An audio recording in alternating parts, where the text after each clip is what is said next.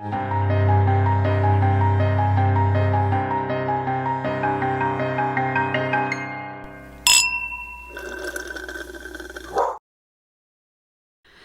needs Eva? Not on our birthday. Happy birthday! You're hearing this out of a 30-year-old voice, but when you hear this, I'll be 31 and my body will be decrepit. You won't recognize the trembling elderly voice coming out of your mouth. I'll have significantly more wisdom, though. You'll see. They'll all see. They'll all see. I wonder if that's why Eva's not here today. She put on the calendar she was unavailable, and I feel like she realized we were recording our birthday episode and just didn't want to be part of it, which I don't blame her. She's like, I'm outie. Yeah, I don't blame her. Well, I feel bad, Christine, because I really wanted to wow you with the vibe. And so you're wowing me to an extreme level, and I don't think you realize it. I'm loving the color changing lights. Em literally has like rainbow lights on in the background to celebrate. And they're like I feel like they're cool to us because I never have them setting, like the setting is rainbow, but to all the like the cool like Twitch streamers and shit, and they've got a whole setup like nonsense. This is a typical Tuesday for them. So, and also like a significantly terrible quality compared to what they offer. But I'm glad you're happy. I'm happy, and that's what matters, right? Now I feel like you're talking me out of my. Now I feel like, man, you're right. You should have stepped up the fucking game. Well, then we'd be on the same page, Christine, because I'm thinking back to like remember like our first birthday together, and you like decorated the whole apartment, and then we did it a couple times in a row, and then even for like our live show birthday party, I like had balloons everywhere, and I really thought I'm gonna fucking deliver this time, and I truly had a plan to wake up early and like have decorations everywhere, and then I realized I have been exiled from the closet that holds all of our birthday stuff because timeline wise this is confusing, but my birthday hasn't happened yet. Yeah. And all of my presents are hidden and unwrapped in there. I see. And I have been told under no circumstances am I allowed to go into the closet, which is where all of the decorations for your birthday celebration would have been. Talking. You know what I mean? You're doing a lot of skirting around the issue. I guess I'll just be honest and say I thought about doing something too, but I thought I don't have the fucking time for that. So I did not. But I have something planned for you during my section. Oh. I brought something special to the table that I have been working on. It's just not visible right now. Does that make sense? It's just all in, it's your mastermind. My That's mind the gift. is the present. You're welcome. Well, it always has been. It's been a gift to gift many. To you and a curse, but it's well, okay. Christine, on your 32nd birthday, this comes out on your actual birthday. On my birthday, which is kind of fun, yeah. And it comes out, we were saying like at midnight. Mm-hmm. And if we do it midnight Eastern, then it'll be your birthday and my birthday at the same time. Oh like, my God. Okay. How fun is that when it comes out? So it really is like the exact crossover. What is your reason for drinking? I mean, obviously your birthday, but is there anything else going on? Well, yesterday was Mother's Day, and I think I partied a little too hardy, and I did not feel well this morning, nor do I currently. So is the birthday girl hungover? Yes, for sure. Aww. And I'm sure by the time this comes out, I will have selective amnesia and have decided to not, heed my past self's advice. And I'm sure that I'm having a good time tonight as well. I was going to say, if it's your birthday, I think you're about to experience this feeling again. That's right. It's like a weird parallel universe. Yes. So I'm just drinking a lot of water in an attempt to, Okay, let me close this window. I opened it for Juniper. He's not even here, but somebody's dragging a bunch of chains across the ground. Like, that seems so necessary right now. It sounds like you hired someone to play a Grim Reaper for your birthday party. No, wait, did you hire that? You're like the fucking crypt keeper. That would be hysterical. And actually, at the end of the chains is a bunch of edible arrangements. I forgot to tell you. Wait, okay, fine. I was going to say, I don't like that idea, but suddenly I do. Okay, elevator music. Please stand by. We have to step away and go get wine. Answer the door. I literally looked out the window and there's a giant decrepit truck full of wood planks and chains, and they're just dragging them around. I texted him. I said abort mission. Call it off. We're calling it off. He's speeding away with all my strawberries. Oh, that's the cruelest trick of all. Yeah. Anyway, why are you drinking today, Em? I don't know why I'm drinking. I don't have anything really going on. I think I'm drinking because I know coming up there's a lot. And so this is like my last breath for a while. I know. We leave this week for Vegas as we record.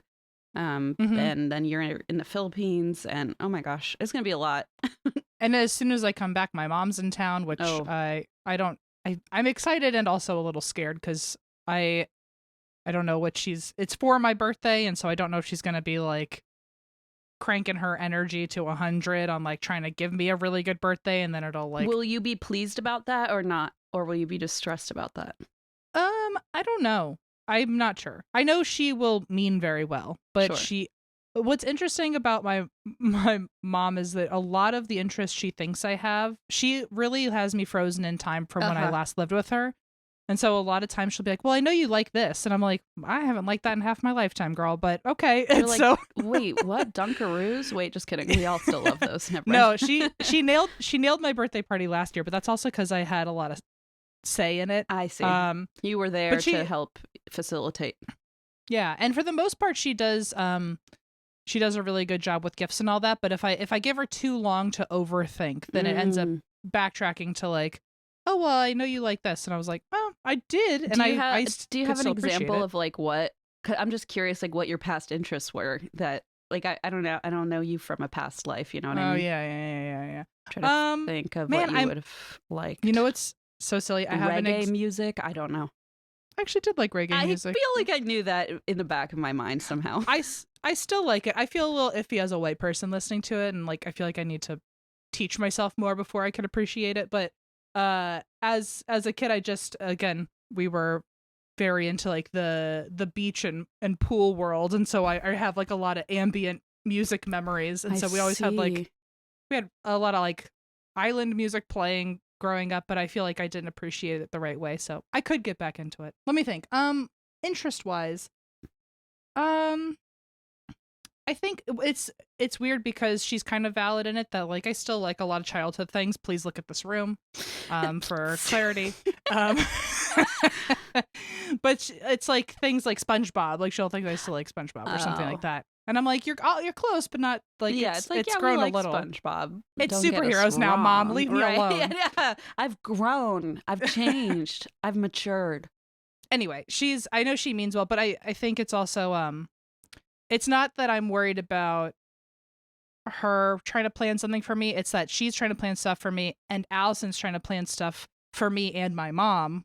And I'm trying, and I also have the nerves of like Allison and my mom mingling, which like not that they wouldn't get along, but I just still, they haven't seen even though we've been together for a long time, they haven't been in the same room together all that often, so it still feels new. So I get antsy. I just want everyone to have a good time. So I think they will. I do. I think they'll be fine. I just get nervous anyway. I get it. Hi, 32-year-old. I got a story for you. Ooh, I'm so excited. So I went, by the way, I wish you could see how my arms are positioned. I have like them both like on my hips, just kind of like a dad in a yard. Oh, just to like look out. I don't know. Yeah, it looks like I'm looking out a window. The clouds. Yeah. I feel like those TikToks where it's like dads coming outside when the tornado warning goes off and all the dads appear like they've been summoned by the universe. That's how I'm leaning right now with one foot tapping. And I'm just very pensive. For you. Is that your new 31-year-old self coming through? I think so. I've been doing a lot more with the hands on the hips recently. And I don't know what that means. I like this journey for you though. Thank you. Okay, so I went on the social medias and I hid you from my stories and I asked everybody what they would want to know when you do this. I never figure it out. I guess that's the point. That is the point, yeah. And I had Blaze too in case he tried to talk to you about it. He does watch all your stories, so yes, he would have probably seen something. Yeah, I knew that was a tricky game, so I just blocked him. Good idea. I asked everybody what they would want to see on a birthday episode, and like 90% of people wrote in saying something about Geminis. Oh. And my thought though is like some people said, like, just do an episode on Geminis, but then I was afraid that was going to lead into, like, a 12-part series about astrology, and everyone gets their own sign. That's a big commitment. And I don't know if it's something that anyone would truly want to hear, so I didn't want to, like, lose an audience for 12 weeks, you know? Like, right. So, yeah, that I appreciate as your business partner. I do also appreciate that. Thank you. I was afraid like only Geminis will listen in for this week, and then next week would be something else. So we really like cut our listenership down by 11/12, whatever that fraction would be. Everyone would be like, "Wow, you guys are not doing well. You have a dip in your audience." Yeah, what happened? So, anyway, I was like, "What else can I do for the Gemini?" And I was like, okay, let me see if I can find anything on twins. And so I tried to do like a creepy twin story. There aren't many, shockingly. I love twin stories. But I did find one, and it is also a UFO story. And I was like, well, here we go. Are you serious? Oh my God. Okay. So a bit of a leap, but your birthday theme is twins, and I got you an alien I was gonna story. say, but I feel like that's exactly what I would have wanted. So you really nailed it. Perfect. So this is the story of the Kinsella twins and their UFO encounters. Ooh. Basically, they're two twins, these guys, Ronald and Philip, and they have had, collectively to their knowledge, 4 different UFO encounters. And I say to their knowledge because both of them believe there's probably been more. Oh, no. So the first sighting happened when they were 13 years old. This was in 1982, 1983. And they're at their grandmother's house, and they're out in the garden with their grandma when all of a sudden they see something flying towards them. It's starting out hot. It's like that joke that I love, speaking of dads. I thought I saw a baseball coming toward me, and then it hit me. Ha ha. Want to know how I know that one? No. Because you tell me all the time. Oh. I'm like, where did you learn that great joke? Okay, gotcha. Sorry. I mean, where did I learn that nugget of comedy gold? Just like genius, yes. So they were outside and something hit them. It was not a baseball. It was spherical. Okay. And it was actually the shape of a football. Funny enough. Oh man, I was close. Which is that, or the size of a football. It was literally a spherical. I'm so stupid. It was a circle and the size of a football. Gotcha. It was silver. It was seamless. They couldn't find anything that would be making it move by itself, and it was beyond technology of their time. It flew towards them. It was coming up behind their grandma, and then it stopped midair over their head. Oh my. Over grandma's head. And they're looking at this thing. They realize pretty immediately they sense that this thing's intelligent for some reason. And they both see it, and they ask their grandma what it was. I don't know if she saw it or if she did. It doesn't really matter, but either way, she says, "Oh, it's just a fairy coming to get a closer look at us." And is that supposed to be comforting, Grandma? That just makes me more nervous. Right. So they literally to this day say that whatever that was, we know for sure, even if fairies are real, that was not a fucking fairy. Yeah. Without question, that was not a fairy. And they do wonder if she had experienced it before and was afraid to scare them. Or maybe she didn't know and just didn't want to deal with their bullshit. And the sense they got was that she was trying to protect them. Okay. And so that makes me think Grandma's had an encounter before. That's a great point. She seemed really quick on that explanation. Quick. Yeah. And we find out later, fun fact, that Grandma apparently was psychic. Oh, Lord. So maybe she had some tinglings about what was going on. So anyway, the twins think that at this point, she just didn't want to scare them, but they knew it wasn't a fairy. And as soon as they talked about this, it started moving again. So it moved away from Grandma's head. It's almost like it heard, "Don't call me a fairy." Yeah, and then just how dare you? Is this something a fairy would do? Bam! Yeah, and zipped away. Zoop, probably, actually. Well, so then it flies all the way to Grandma's house. So they're outside. It flies closer to the house, stops midair at the second floor as if it's looking through the windows. They said they felt like it was scanning. Good night. Ew. Then it levitates higher up, gets to the third floor, stops at a window, and starts looking. I'm glad I shut my window. Now I'm getting nervous. And then It flies a little higher up towards the roof and takes off. I thought you were going to say the fourth floor. I'm like, what kind of fucking McMansion are they living in? So Grandma's estate. It's full of fairies and a lot of bedrooms. It's Balmoral, actually. I'm talking. We're talking about the Queen here. Oh. It's the Queen's house. Well, the King's. I've never heard of such a thing. That's like the name of their estate, their castle. Is it really? I genuinely am not just trying to be an ass. I really didn't know that. Well, now you're freaking me out. No, I don't know anything about the royals. This is like an admission that I know nothing. Balmoral, castle and estate. Okay, thank God. Listen, I believe you, 100%. Anyway, joke landed. Okay, so happy birthday. So anyway, he takes off over the roof, and the kids want to follow it, so they run around the back of the house to see it, and when they get there, they see it's still in the sky, but speeding up and taking off into the distance. And Philip says that this is the first time they had actually seen something that people had told him throughout his life could not be real. And so this was, I think, the first time he probably felt like, I can't say anything, but this was fucking crazy. Ronald still refers to this orb as an electronic eye. Because from the second they saw it, he said it felt like it was watching them and did watch them for a long time after that. That's deeply upsetting. Deeply traumatic. Can you imagine being a kid and now wondering if it's ever scanning your window when you're sleeping? Yeah, if you're sleeping in bed and you're like, any glimmer, you're like, oh my God, the eye is back. Ugh. Yeah, forget it. Forget it. So that was their first encounter with this thing. And they did it together at least. So yay, trauma bonding. Aww. But then they each have their own individual encounters. Okay. So the second interaction they have is actually the first time that Ronald sees this thing by himself. So Ronald goes first. And they were still 13, so this encounter happened shortly after the first interaction. Mm-hmm. And he remembers... this is the only encounter he remembers having alone. Okay. Again, to his knowledge. And he only mentioned it in 2012, so it's only been like a decade since he's been open with this. I saw at one place it might have been 2010, but I think it was 2012. So he's 13 years old, and Ronald, quick and short, he was taken in the middle of the night from his bed.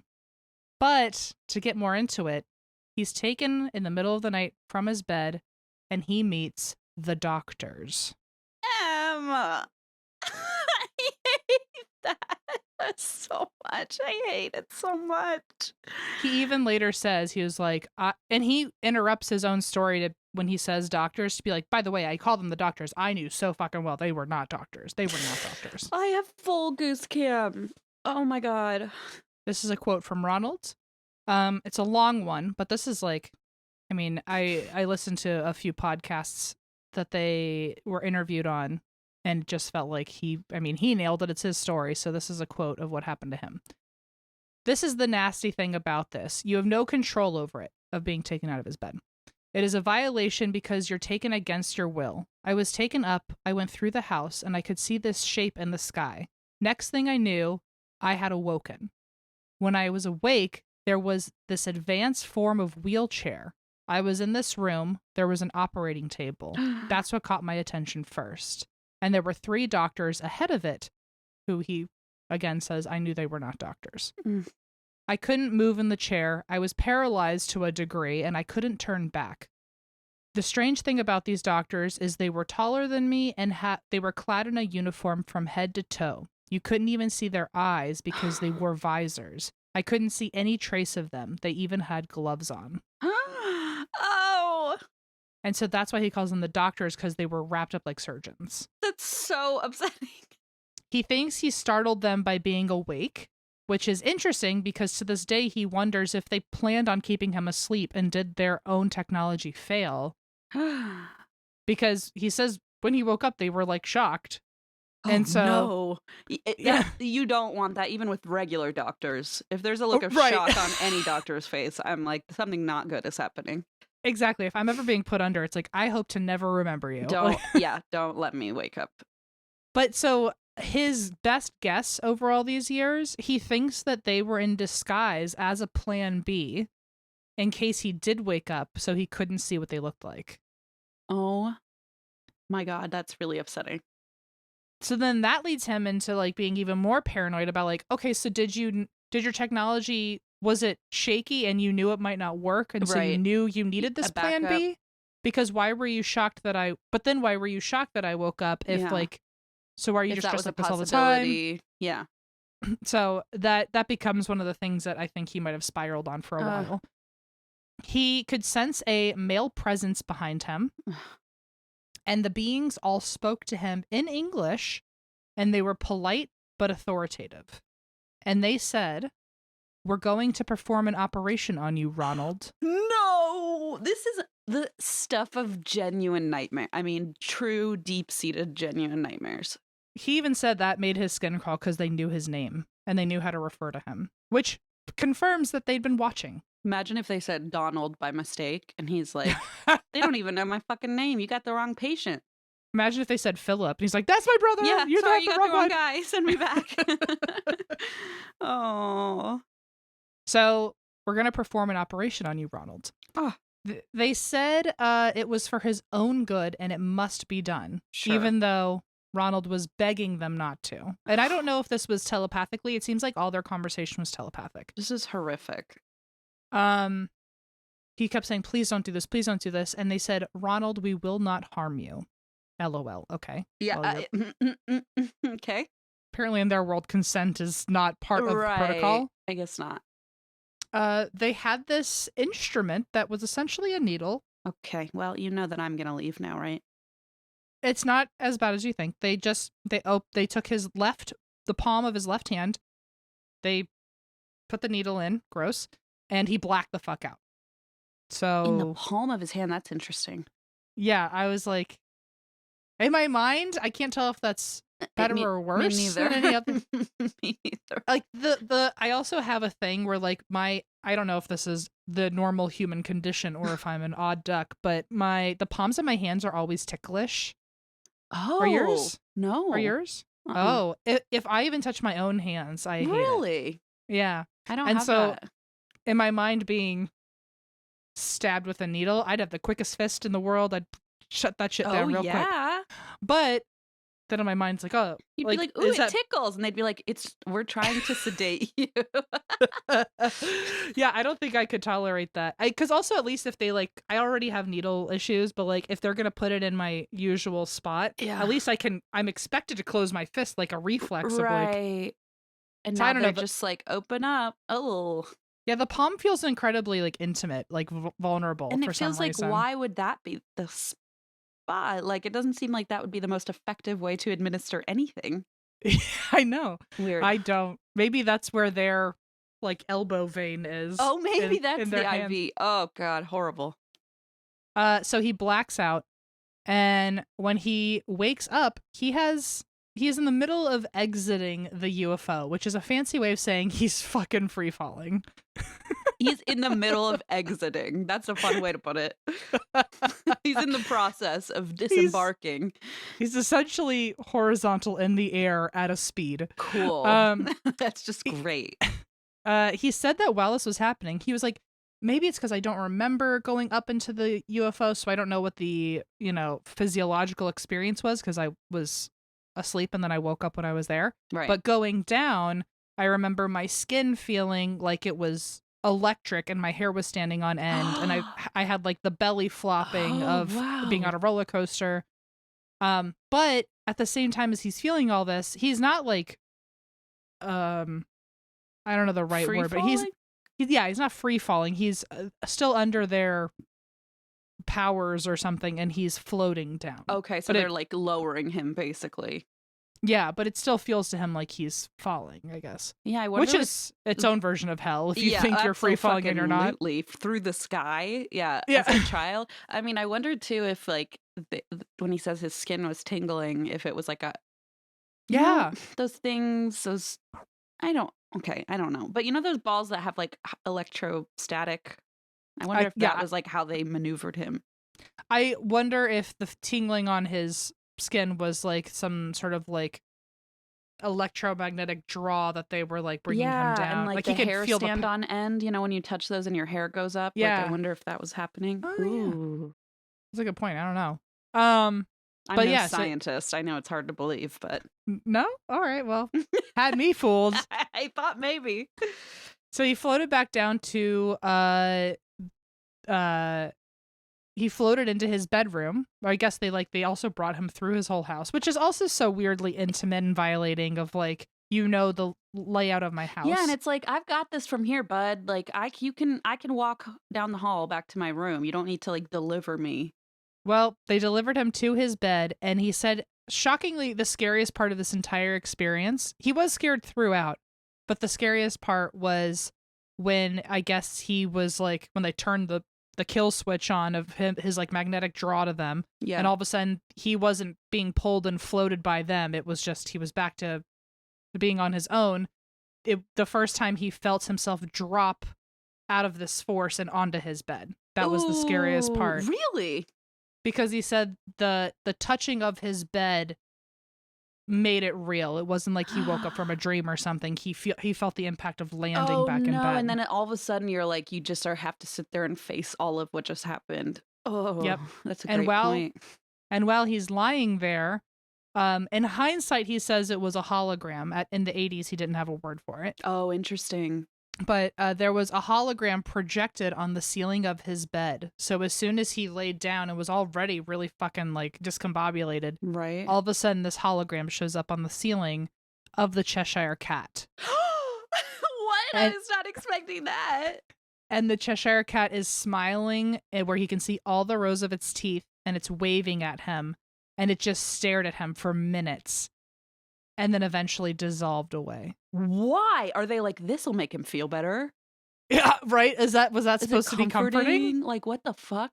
He says, of the Cheshire Cat experience, he said, it was the most awfulest thing I have ever seen. And in fact, it scarred me because I've never forgotten it. Same. I mean, I've had nightmares that have scarred me, like, from watching certain characters. But, like, I think it's also because, like the whole everything up until that point was whatever quote is expected of an abduction story, but that was a real fucking curveball. It's like a fucking plot twist for sure. And I've heard some alien stories where kids say that they felt like the beings were like trying to project something that they would the kids would recognize. Like one kid said they appeared to him as like circus monkeys, as if like they were playful and fun, and like he's like they didn't realize probably how terrifying that was, but they were like, oh, don't be scared, we're your friends, we're fun circus monkeys, like don't be scared, there's a fun cat smiling at you. Can you imagine just like several monkeys getting in your face being like, we're nice, we're like, nice, juggling like yeah. Oh my god. Yeah, so I've heard that's a thing. It's very creepy. And one of the things that he has said in hindsight, Ronald said that a few years before he had seen Alice in Wonderland, and so one of his beliefs on what these aliens are capable of is like tapping into your memory, right? And so maybe you're onto something where they were trying to come up with something where he felt like relaxed, familiar, yeah. Or maybe, but his thought too, which is a little more sinister, is that they picked something that was of an imagination, so that way if he ever brought this up to people, it would sound more like it was a dream. Okay, and that's upsetting. He could be gaslit into like, yes, you tricked yourself. It like immediately invalidates the story if someone's like, oh, it sounds like a bad dream.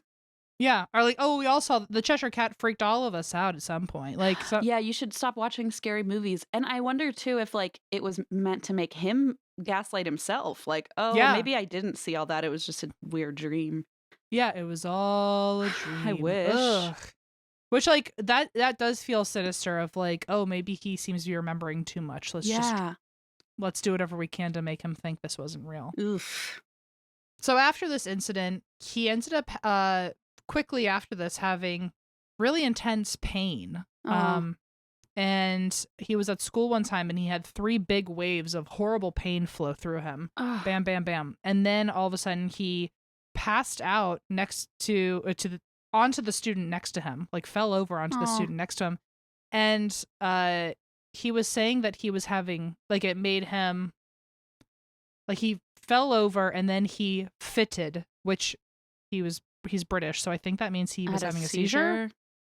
And he kept saying, I never fitted before. I'd never fitted before. That must be what it is, yeah. That's what I'm thinking. But so anyway, that was the only time it had ever happened. It never happened again, but he definitely attributes it to that. Of like, all of a sudden it was like, I don't know, it feels like maybe his body was like trying to like repel whatever was in him, or like maybe they had something implanted in him and that it caused that. That's what I was thinking, is like with that surgery or whatever. I mean, like, I mean, and you can't just go back to the doctor for a follow-up, right? Like, yeah. It's horrible.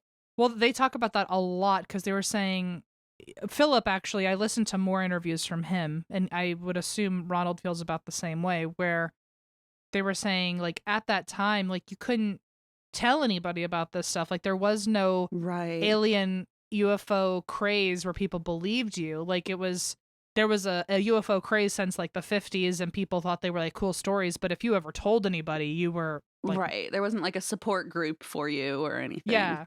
Yeah, so they said a lot of times we couldn't tell our doctor, we couldn't tell anybody. And I think I heard this right in an interview, but after this happened to Ronald, every 2 or 3 years after that experience, Ronald would see a UFO at some point. And I think it was more of like a distant noticing versus I don't like that. I wonder encounter. If they want him to see it, like, we're still here. That's always the creepiest part, is what is the intent of our awareness? Like, do you want us to know, or are we catching you and you're really bad at this? Or did he like pass some weird veil where now he can see them and we can't? Oh, you know what I mean? Like, maybe he accessed something. Oh, Christine. I swear to God, you're going to give me the worst nightmares tonight. Happy birthday. So it was, that was Ronald's personal abduction, and that was the second encounter. Now, the third encounter that they had was Philip's individual experience. Oh, no. So this actually happens years later. Imagine your brother telling you about what happened and being like, does that mean mine is coming next? Like, oh, yeah. That feeling of like impending doom. Well, he had impending doom for 7 years. Oh, my God. And then right when you probably think you're safe. Yeah. Mm-hmm. Ugh. I don't know if I don't know when Ronald told Philip and vice versa. Right. Ronald must have said something to Philip, because Philip pretty immediately tells Ronald about his experience. So I'm thinking they at least had each other. But so anyway, the year is now 1989, and Philip has his personal encounter where he recalls it as, quote, not in any way benevolent. It was very truly a horrific experience, and one I've never forgotten. That's so sad.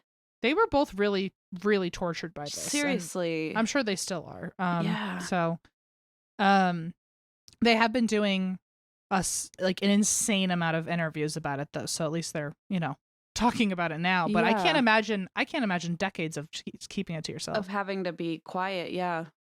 So Philip believes that he may have had a few more encounters, either more than Ronald or just more than he's aware of, because he says there were a lot of odd events, and leading up to those events, he would, like, something really weird would happen, or he would find marks on his body, or he would find marks that like didn't make sense. And so he thinks that there were more abductions than he's aware of. So it's like I guess it's a good thing you don't remember, but also, yeah, like how invasive.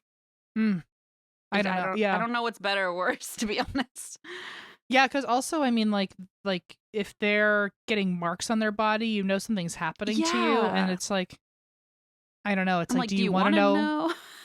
I don't. Yeah, I don't think so, but I don't think I'd want to know either. But then I'd be paranoid about, like, I would want to get X-rays every 5 seconds on every part of my body, being like, is there something here? Is there something here? Is there something here? And then if they didn't find anything, I'd be like, well, is it invisible to our technology? I would just live in constant paranoia. And I'm already clumsy. Like, I get mystery bruises all the time. So I would be like, oh my God, like every cat scratch, or like, constant paranoia for sure.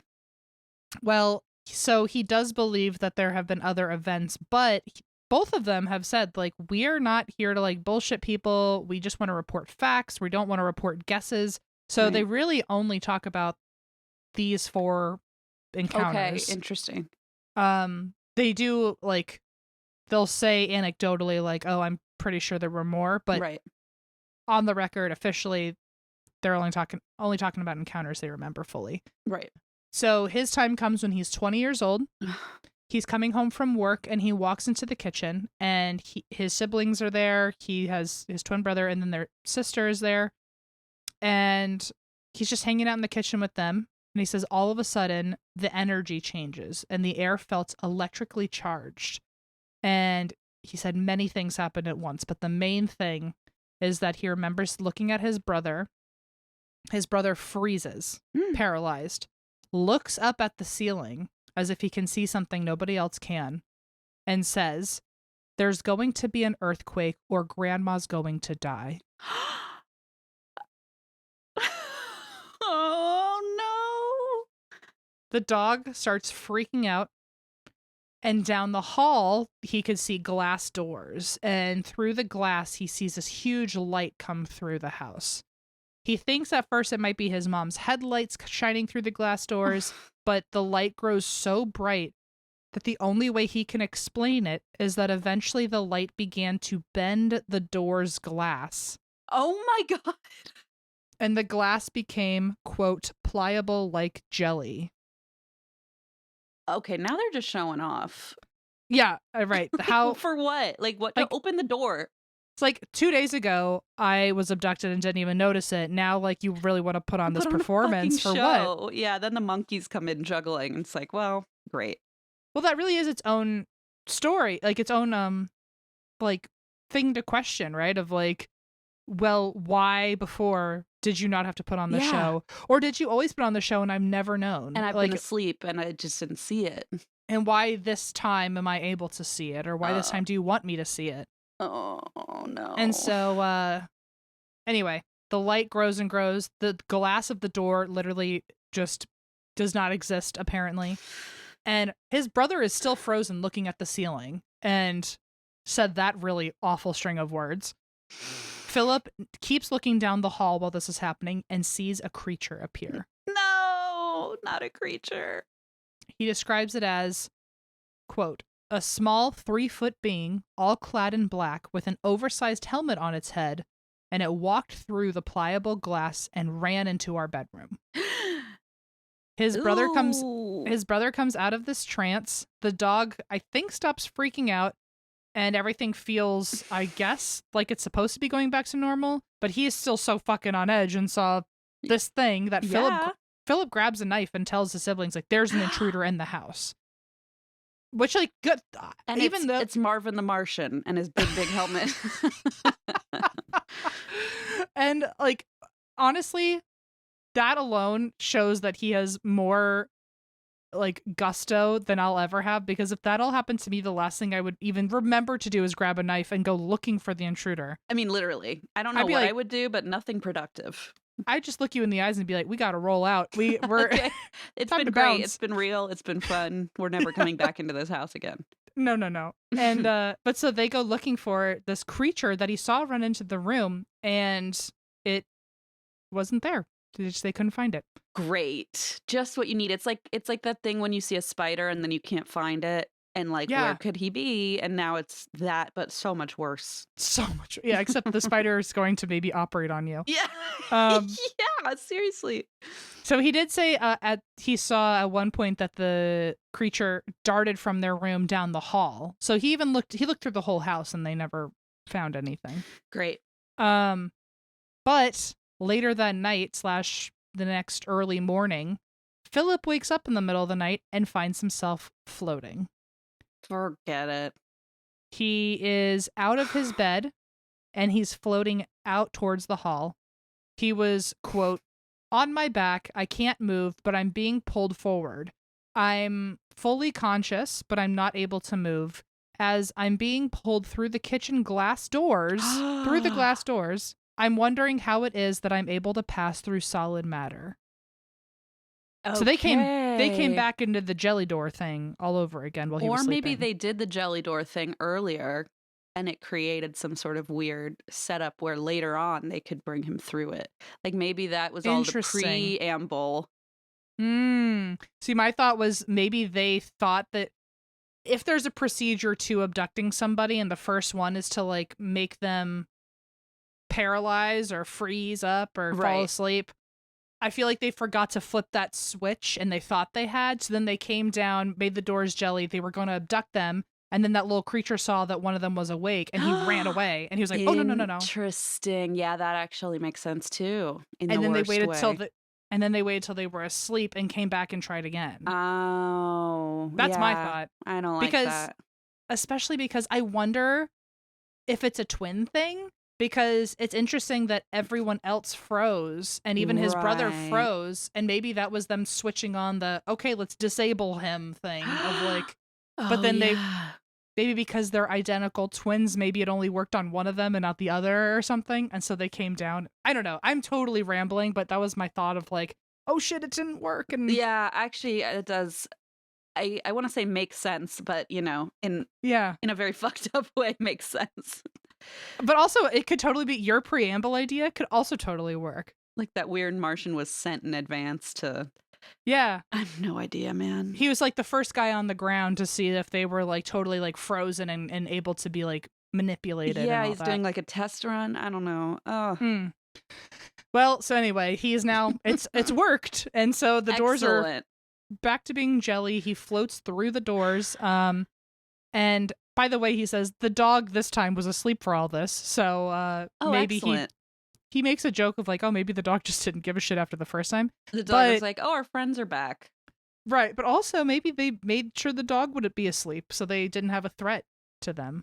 That's true. I'm glad the dog wasn't traumatized at the very least. Yeah, at the very least. So Philip floats through the door. He's now outside. He got brought through his whole house and got to the patio. He's now outside. He sees the sky, and when he's looking up at the sky, he sees that there's multiple UFOs all lit up and moving around him. Oh, no. Which feels like, did they bring the cavalry? Like, why are there so many UFOs for one person to be abducted? I don't know. Or do they all do this together like a little family? Like, is it like they're doing their rounds as doctors' residents? Yeah. Like everybody's gathered to like watch patient interaction? I don't know. That's so weird. It's very odd. And it makes me wonder, just like how you said earlier, like, were they tapped into being able to see things that others can't? So are there always multiple UFOs, but you only see one? Like, are they always... Right. Maybe he can see through the veil now all of a sudden. Well, he remembers thinking while he's looking up, wow, UFOs are real, but not being able to react because he couldn't move. Oh, no. Of all the moving UFOs, there was one that was not moving. Okay. And it was gray, it was disc-shaped, and once he saw it, his body was immediately being pulled towards it without his control. Oh, no. As he approached this thing and got closer and closer, he started browning out. Eventually, he blacks out and doesn't remember anything. He loses a big chunk of time, as far as he knows. And when he comes to, he finds himself in a medical facility. Oh, no. He said it was very hot. He was naked, and he was strapped to a bed. And he said to his right, there were 3 reptilians. And in the UFO was also a gray. So there was a gray and 3 reptilians. Without going any further, he was essayed. And when he said one of the more like embarrassing parts for him, which I hope he still doesn't feel embarrassed about this, is that when he later wrote an account about this and tried to get a book published, they told him to omit that part because nobody wouldn't understand what he was going through. God. Which, like, excellent. Gross. Yeah, seriously. Like, what the fuck? So, by the way, like, hindsight, he's now written, like, I think 20 books or something. So he's handling it. He's good. Getting his story out there. Good. So once it was over, the gray then told him to get dressed and follow him to the door of the UFO. And he could look out and see... Once he got to the door, he could look out and see his village from above. And he actually saw another craft that was closer to his house. Oh, no. And then he was told by the gray to leave. And he was like, what do you mean leave? Like, and the alien was like, go down there. And he was like, you mean jump? Like, what do you mean? Literally. You want me to like skydive out of your UFO into my house? And he doesn't, he obviously didn't do it himself. He felt someone push him. Oh no. And then he is also now falling out of a UFO. But what's interesting is it sounds like Ronald was on his own floating down and having like this draw from the UFO where they brought him down gently. This time around, he was also being brought down gently, but he had 2 grays float down with him. Oh, weird. And when they got down, they told him not to look back. To like not look at the UFO. Would you look back? I don't know what I would do. Honestly, at that, I don't know what I would do. I think I wouldn't have even really registered whatever they had to say because I'd be processing so much more. I'd probably... I don't think I would look because I think I'd be like, I just want to get out of this situation. Yeah, I think that might be what I'd do too. I could see myself not hearing them and just like involuntarily just accidentally looking back and then being like, are you fucking kidding me? We just said don't do that. You didn't say it loud enough. So when he did see another gray, or what he did see was another gray down once he landed. So the 2 dropped him off and said, don't look back. And he sees another gray waiting for him. Oh, God. This gray is wearing a pointed hat. He's wearing a 1-piece khaki suit. So like, okay, romper. Yeah, love that for you. He's wearing knee-length boots, which I think is, I don't know if this is like a usual phrase in the UK, but the way that Philip described him was suited and booted. Or booted and suited or something. And I was like, what a way to put that. Oh, here it is. Suited and booted. I just looked it up. Yeah. It says, it means, according to Cambridge University, Cambridge Dictionary, dressed in formal clothes. Yep. Well, he was suited and booted in a khaki suit, knee-length boots, and a pointy hat. He was feeling himself, I think. I guess so. Or I wonder if that means he had a different ranking or something. I don't know. Right. He also apparently looked a little different. Apparently his face shape and his eyes looked a little different. And he eerily felt familiar. That's not good. I don't know what the deal is there. But he felt familiar. And what Philip noticed was that this thing was angry at him. Oh. Like, had his arms folded. And Philip felt like someone had hit him in like his solar plexus. And like, ooh. He felt like the wind was knocked out of him. And he just knew that it was coming from this thing. And it was really mad at him. And Philip, he was like, I immediately wanted to like fucking punch this thing. I was like, how can you possibly be mad at me? All this shit just happened to me. And like, what the hell did I do wrong? Yeah, I didn't even want to be here and you're mad at me. So he wanted to like get violent with this thing. And I don't probably know. I wonder if they sensed that in him or could read his mind. I don't know. Which like that sucks too, because you can't even have an emotion and without feeling unsafe. I wonder that all the time when it comes to like the telepathic side of the alien encounters. Like, because how do you filter? And can you filter anything out? Like, can you have any personal thoughts, or is everything just going straight to them? Like every thought is unsafe. Yeah. Really. So he does think he's like, instead of like, he's mad, but he's like, I just have to ask them a question. I have to do something. And so he said it felt very natural to assume this was a telepathic communication. So he didn't even have to think about it. He just knew if I'm talking, I'm going to do it telepathically. And he asked, how come I was able to get through the door? How come I was able to get through solid matter? Because I think he thought, if I can figure that out, then in hindsight, I can like try to start doing my own research on their technology, or I can do my own research on like how advanced they are. Myself in some way next time. Yeah. So his only question was, how did I get through the door? Yeah. And he says that this entity or this being, when he said that, looked fucking floored, looked shocked. And I don't know if it's shocked that Philip was able to communicate with him, or that Philip like about what? Shocked about what? I wonder if this thing felt shocked, like, wait a minute, you're not supposed to be able to go through matter, and like realize that they like fucked up their own plan. Like, wait, you can't always do that? It's like, hang on a second, did we show you too much of our hand? It sucks to be human. Yeah. Well, he said that the being, even like his mouth went into an O, he was that shocked of like, oh, like What?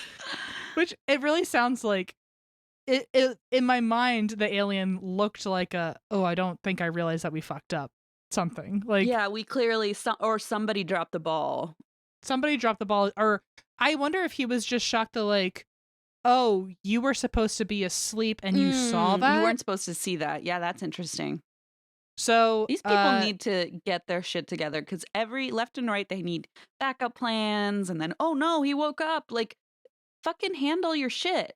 Their falling asleep technology is glitchy at best. They gotta figure it out. They need to put new batteries in their machines or something. Have you tried turning it off and on?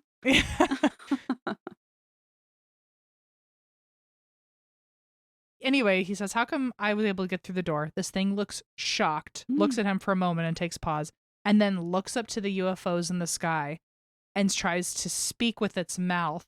But what comes out, maybe the other aliens can understand it, but Philip did not know what was going on because what came out of his mouth was a garbled metallic rasp. Oh!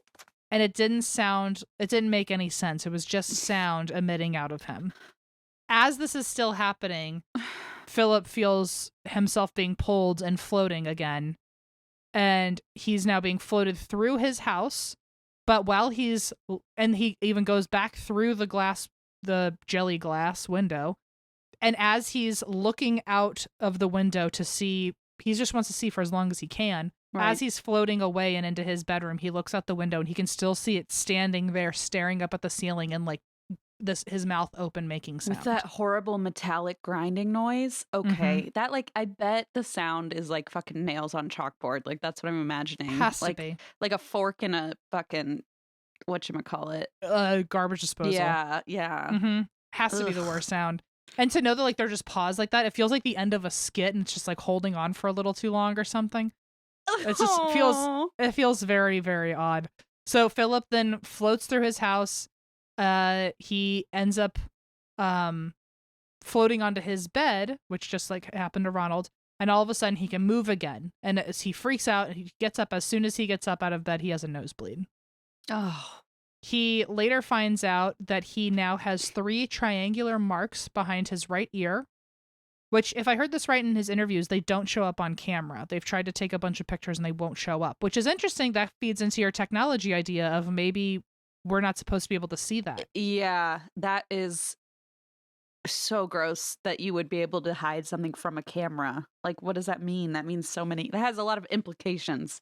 And Ronald can also see the marks too, so there's that. What, can anyone else see them? Do we know? I wonder.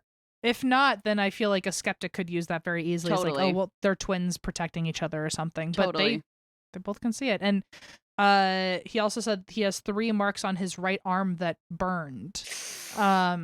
He also had continuous nosebleeds for a while after all this happened, and he also had trouble walking. Doctors. Oh, it's all so upsetting.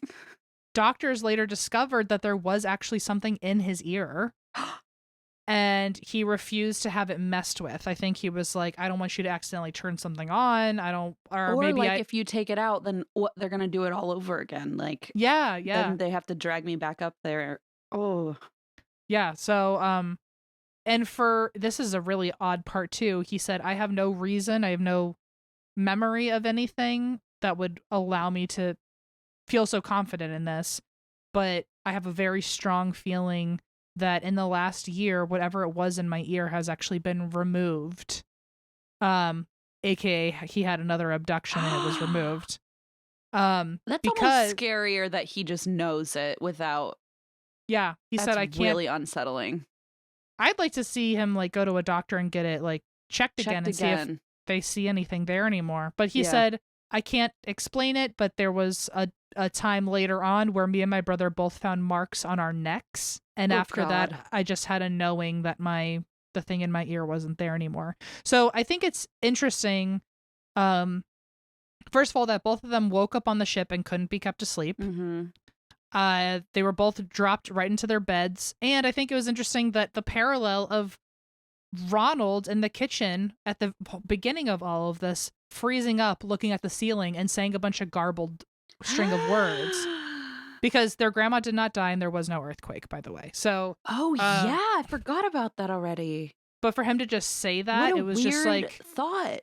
it's almost like they were trying to tap into like our language, and they just like had like a when you're learning to type, it'll just be a random sentence that you have to like type out or something. Yeah, like the brown fox jumped over the lazy dog or something. Whatever the fuck.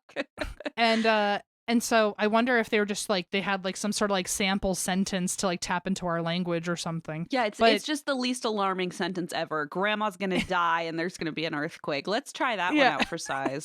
Just for Can you imagine fun. if you're typing that one on in second grade, being like, grandma's gonna die. I know. All of a sudden, the floppy disk that we learned to type on is like the lazy dog and the fox, and also the grandma's gonna die. Wait, what?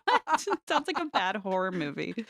So, but it's interesting that it parallels the gray at the end looking up and saying a bunch of garbled stuff that we couldn't understand. What if he was saying grandma's gonna die and there's gonna be an earthquake? Maybe that's like the code words. Maybe they're like, nobody would just say this. So that has to be the password for us between each other. Yeah. But yeah, so it's, I wonder if they were tapping back into their own language before they left or something, or I don't know. One researcher actually thinks that this phenomenon was them trying to tap into our reality, or they were trying to intentionally scramble our reality so that way they had more control over us or something, like to throw us off. That's bad. Anyway, there's all that. And now the last sighting happened in 2016. Oh, geez. So many years later. And this was April 8th. It was, and this one's actually like pretty quick. I feel like the information I got on this was nowhere near as in depth as the others. Huh. But it was in 2016. It was coming up on midnight, and the brothers were in the same car coming back from a birthday dinner with the rest of the family. They were the only two in the car, though, and their niece, who was driving either ahead or behind them, saw these three objects in the sky. And she called to tell them about it, but when she called to tell them, they could already see these objects and they were already floating above them. They're like, oh, don't worry, we fucking know, but thanks for the heads up. I feel like it's straight out of a movie of like, yeah, don't worry, we figured it out. Like, and then it like zooms out and they're like up in the sky. Yeah. Oh my God. So the crafts were apparently, quote, three white objects hovering 90 to 100 feet above them. Oh no. And Philip said they were huge and we were amazed. Which is interesting that they're still amazed by this. You'd think, oh, fuck, not again. Seriously, like my first reaction would be panic, not like... At this point, like, insert any textbook traumatic response. Like, right. And I'd be all of them. Fight, flight, fawn. Maybe that was the fawn. It was like, oh, what a cool spaceship you have. I love it. You're beautiful. Please don't come near me. Hurt me. Yeah. Despite all... And that was the whole thing that we know about that encounter, was just that they saw it together. I think they've drawn a few diagrams to show people what it is they saw. But despite all these encounters, the Kinsella twins did not publicly discuss any of their, experiences until recently, the 2010s. Partially out of fear of not being believed, especially because, like I said earlier, they're very no nonsense, and they even say they can't explain what happened to them. But fun fact, one of the people who has helped them through all of this is actually the niece of Barney and Betty Hill. No way. Is like one of them. I covered them a while ago, but they're one of the most famous alien abduction stories. Kentucky, right? Yeah. And so where, can I ask if you know where Ronald and Philip lived? In the UK. Oh, okay. I don't know the UK well enough to bravely say a place. Yeah, no, I just curious. Yeah, I didn't realize whether they were here or abroad. I don't know if they live here now but at the time of their experiences, they were in the UK. And like I said earlier, they think there were previous experiences when they were kids that they're unaware of. And they wonder if there being twins is involved in their abductions, especially because, fun fact, their abductions, their individual ones, were 7 years apart and they were born 7 minutes apart. Ew, I don't know what it means, but I don't like it. That's what they said. They were like, I don't know if that's a coincidence, but I hate it. Yeah. one way that they've gotten their story out is through writing and art. Ronald, especially with art, he draws the beings that he saw. And he's really good with like 3D modeling programs. And so he's actually been able to create like 3D models of. Oh, good for him. Yeah. That's a good way to process it, I guess.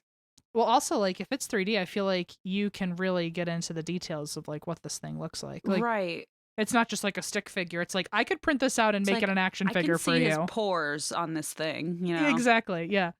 So he's gotten into art a lot, and both of them have gotten into writing. They have a website. It's called thekinsellatwins.com, and they have, like, easily, like, 20 books on there that they've written either together or individually. And a lot of them are either about the experience or they are inspired off of the experience. They have a lot of like sci-fi books they've written now. Yeah. And when asked about all this, they started sharing their podcasts, they started sharing their experience mainly on podcasts. They also share their theories of what happened. They actually host a UK radio show called Twin Souls. And cool. I don't know if they're still making new episodes, but you know, worth the look. And they also talk a lot about their research in ufology. And so after all this happened, they really leaned into the wanting to know more. And it kind of became part of their whole future is just doing research on UFOs and aliens. And Philip said, there are hundreds of thousands of people that have had their own unique experiences, and I kept wondering why, because there's no revelation from this. There's no clues as to their origins or where they come from or why they're here or what they're doing. So this is why I wanted to look at the subject matter outside the box, outside the normal framework, where people assume a UFO is from another planet and is very physical in nature. I'm not saying they're not physical, but this led me into areas of psychic exploration, consciousness, and also interdimensional hypotheses. Oh, sure. I think we're dealing with something that's more than what Hollywood has led us to believe the phenomena is. So, holy crap. So he thinks it, I do like his outlook on, like, he's very open-minded to anything as possible in terms of looking for answers. Right. Because, he very much seems like, I think he said it in part of the interview where he was like, there's been decades of people being abducted and we assume that they're just from outer space, but we've made there's no big milestones that have come out of our research assuming things like that. So maybe it's not from outer space. Like, let's try a new angle altogether. Yes. And so he's very much, he's very pro any answer could be right. We have to look at everything. Interesting. So he's even looked at if these aliens are part of afterlife and if are you dealing with something from another realm. He has wondered if they are able to manipulate time and space in a way that we can't, and so they jump timelines. Right. Maybe the same aliens from the 50s are the ones that are still here right now dealing with us instead of another generation of them. Or maybe they're one collective consciousness. Or he also said that he realized later in life that he was a sensitive. And that messed with him a lot because, one, he was like, oh, maybe I inherited that from grandma. But and then that makes you think, shit, did grandma have things going on she didn't talk about? Because she seemed real quick with that answer. I love that she's like, it's just fairies. Yeah, and maybe she had her own and that stories. Probably sucks for her too, because she's like, no, like I don't want my grandkids to go through this. Yeah, Ugh. and he also thought like, so maybe it came from grandma, or maybe this just maybe I had it in me and it was never tapped. That activated. Yeah, and then maybe it was activated as a result of the abductions. Oh yeah, that's an interesting thought. Because there is a common theory that those who've been abducted are, quote, left with a residue of psychic phenomenon. Oh, interesting. Which we've heard that a million times of like, oh, someone gets abducted and all of a sudden they have these weird senses. Yes. Or they just feel like they're more in tune with things or they have a knowing about things. Yes. And Philip said, it's almost as if the force or intelligence behind this phenomena is when it rips through our space-time continuum, and perhaps there's other alternative dimensions that are left open for a short period of time that seep through into us. So Well, he's thinking about every possibility here, but it is interesting that, like, maybe if you're already crossing those boundaries, maybe other doors are open and you have access to things others don't. Yeah, I can see that for sure. I mean, I feel like we've had stories like that where people, I mean, you just said it, but like where people go through something like this and then suddenly it's like, oh, they can see UFOs everywhere, or Mm-hmm. they have suddenly ESP and ooh. So they may, yeah. So a lot of his theories are either they may come from another planet, maybe they're connected to the afterlife or another realm we're unaware of. Maybe they jump timelines. Maybe they're able to jump into our consciousness. Maybe Right. they're one consciousness. Maybe they jump through our memories and try to manipulate us that way. Yeah. But he did say he's very invested into the research because he thinks every area must be explored. So I love that. Thorough. that is the Kinsella twins and Holy their UFO encounters. shit. So does he feel like, do you know if he considers them to be malevolent, or is that like unclear? I think in an interview I heard him say, I don't know. Okay. So it seems I don't know if he doesn't know, but sure. I know he did not like what they were doing to him up there. I mean, I consider them fucking malevolent because they're just taking children and doing quote unquote operations on them. So I mean, and he said, openly, like, oh, I was R-worded by these things, and was not. He even said it was not benevolent, and I did not want any of this. So I think maybe, I don't know if he has to compartmentalize, like, that was malevolent, but this part isn't, or maybe all of it is. I don't know. Oh God, I mean, I have no idea. So, dear Lord, that is terrifying. But they have, I thought originally, because this is one of those stories where, like, I couldn't find anything, like, news-wise, or, like, usually I try to go off of articles, and this was one that I really had to go, it was pretty much fully podcast-based. Oh, wow. But they have, I mean, I thought, oh, I'm going to listen to all the interviews they've done, and then I'll have all the information. But they've done like 50 podcasts. Wow. And I was like, and every podcast is like an hour and a half long minimum. So I was like, okay, well, this is the best I can do with the time we have. But interesting. But the stories, a lot of their time on podcasts is them talking about the theories versus their stories. So how do you spell is it Kinsella? Yeah, Kinsella. Got it. Okay. Wow. Yeah. So, I mean, I'm definitely gonna look into that Kinsella twin podcast. Wow. Yeah. I will warn shit. you. I'll say real quick. I had to be really choosy with the podcasts I used for their interviews. A lot of people who hosted those podcasts seem to be maybe a little too deep in a rabbit hole that I don't want to promote, if you know what I'm saying. It felt like some of the people maybe are a little too extremist on the wrong side of history. Okay, so we're getting some QAnon vibes, maybe. We're getting some QAnon vibes, gotcha. Which I feel like that's such an easy trap to fall into if you're in the UFO world, because I definitely believe that there's something going on in outer space, and I want to believe people who have absolutely stories of abductions, but then I think you find yourself in some very interesting there's like circles. A crossover there. Yeah. So just warning you before you go into those podcasts, I do not promote really too many of them. I appreciate the heads up. I feel like that happens sometimes with, and you had talked about that in the QAnon episodes, of that weird pipeline of like new age beliefs to fringe QAnon. Yeah, to like extremist stuff. So that is a great point, and like very freaky.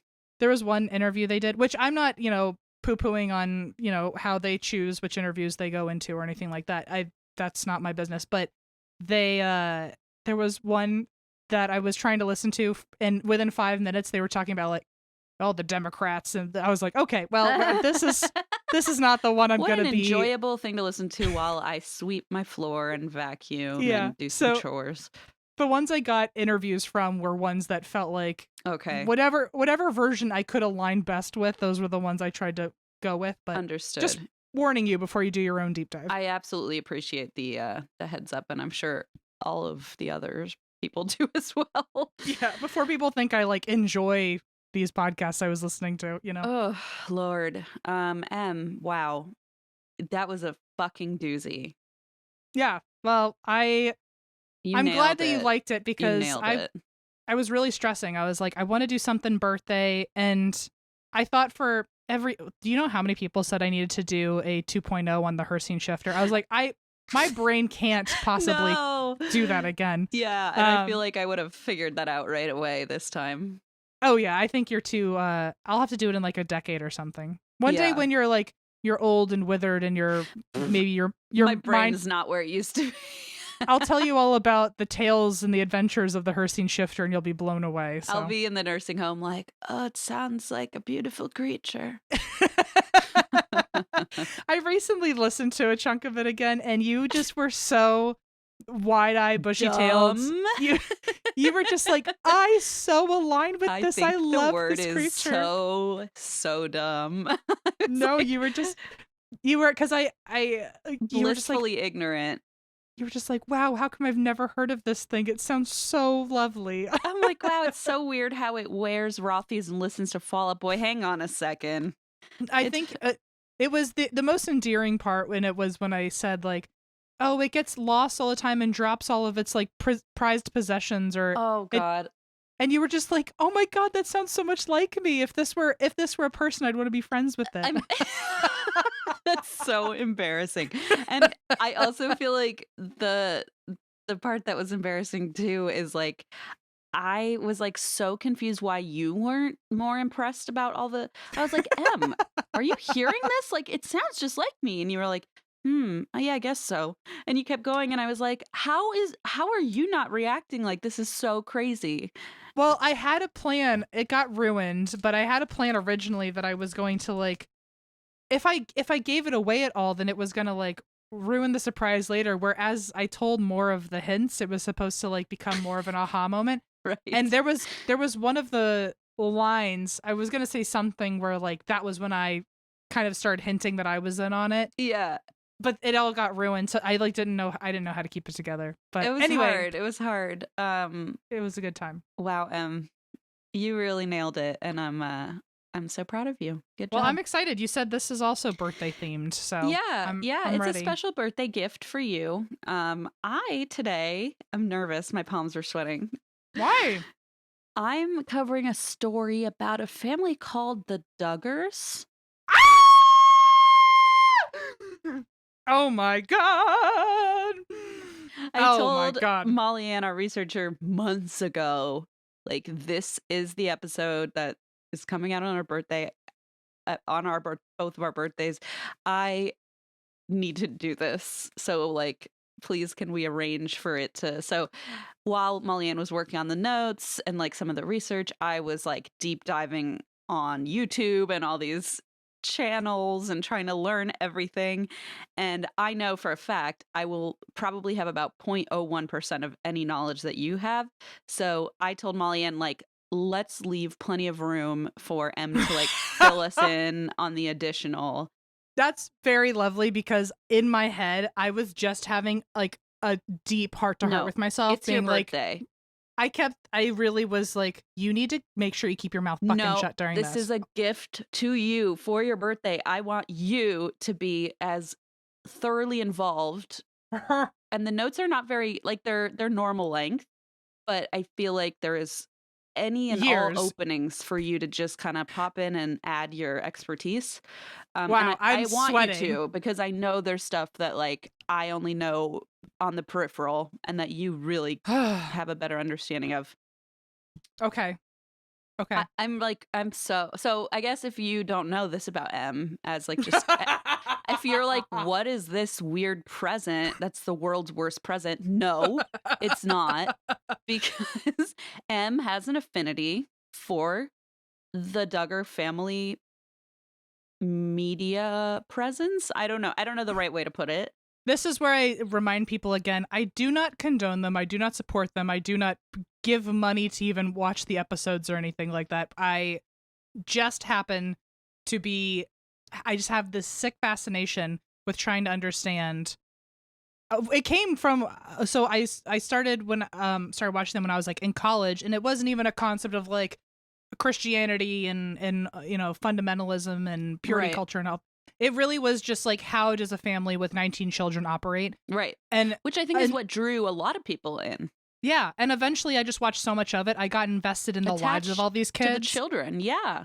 And so now I'm just, and as things are coming out, and like, because they've had a bunch of scandals, and like there's all these, not all of them, but a few children have like started to leave the family, or they don't say that, but they're slowly stepping aside and kind of telling their version of what's going on. So I'm just like, we all know I love drama, so I have been invested in for quite some time. It really is like the perfect crossover. I mean, and I will say, I feel that I was unfairly critical of your interest in this family because I will be the first to admit I didn't really get it. Like I was like, what? They just go to church and you watch them be like hateful toward queer people. Like, I don't get it. But after doing all this research and like, learning about how the show was framed and like how the kids have grown and like I get it. I do get it. I get it. I mean, I watch horrible shows like true crime shows all the time because no, I don't condone what's going on, but it's like a fascinating insight into humanity. And it really is. This is probably that's the gift right there is just I get it. And I apologize for ever critiquing you. And I didn't I critique you in a jokey way, but like still, I was very like, what's wrong with you? But no, I listen, I take it back. And like, I guess this is my point on my birthday to announce that I've been watching a lot of Vanderpump Rules, which is something I swore I would never do. And I would say, I don't understand why all these people from different walks of life in my life, Renee, Eva, my neighbor, Anne, like all love the show. And so finally I was like, okay, there are enough different people who watch this that there must be something to it. Started watching it. I got 2 episodes in and I was like, this is such a waste of my fucking time and life. This is such trash. Suddenly it was 3:00 in the morning. I'd finished the entire first season in one night and I was like, uh-oh, I'm in it now. And I am currently on season 5 and this was like a couple weeks ago. So it's sick, okay? And I feel like I have a lot of backtracking to do here, walking back some of my like kind of judgment on people's tastes in TV, which like, it wasn't meant to be harsh ever, but I think I just didn't get it. And now I'm like, okay, I get it. It eventually something bites each of us with the reality shows. It fucking clicked, and I'm like, I don't know what this means for me in the future, where I'm gonna go and develop from here in my relationship with shitty trash TV. But I'm thriving and I'm trying my best. Yep. Anyway, this is a story about the Duggars. Okay. And I'm really nervous because like this is your fucking expertise. So please jump in if there's a correction. If there's like a crazy fun fact that I totally missed, just let me know. Mm-hmm. And I do want to say, going into this, before anyone judges me, I just want to say, if I sound excited, it is not because, again, I'm only excited because we're now finally talking about something I like have like a dirty little interest in. No, I mean, it's like, it's a true crime show. So it's like, you get excited about a story because it's like, oh, wow, this is something I know about. And this is something I can discuss and like, it's just give like insight. And it's been a show that's been on since like the early 2000s. So it's been years of just like being in the know of this family. So if I sound excited, I swear to God, like I do not like this family. I just like this family. You know what I mean? Totally get it. Okay. Yes. Just before people think I'm like against the right side of history and all that. Yeah, and I'm glad that you said that because I feel like maybe somebody did need to hear that. But yeah, so I mean, without further ado, let's just jump right in. So the way that I'm going to approach this is from kind of the early days of this family and how things kind of developed. So we'll start with good old Jim Bob. Every time I hear that name, I'm like, that can't be right. That can't be real. It never gets good, just so we're clear. It never gets good. Okay, great. So Jim Bob Duggar was born in 1965 to Jimmy Lee and Mary Duggar in Springdale, Arkansas. He was their second child with an older sister. And we don't know too much I say we don't know too much. Maybe M has some deep insight, but we don't know too much about his childhood. It's a little vague on the details.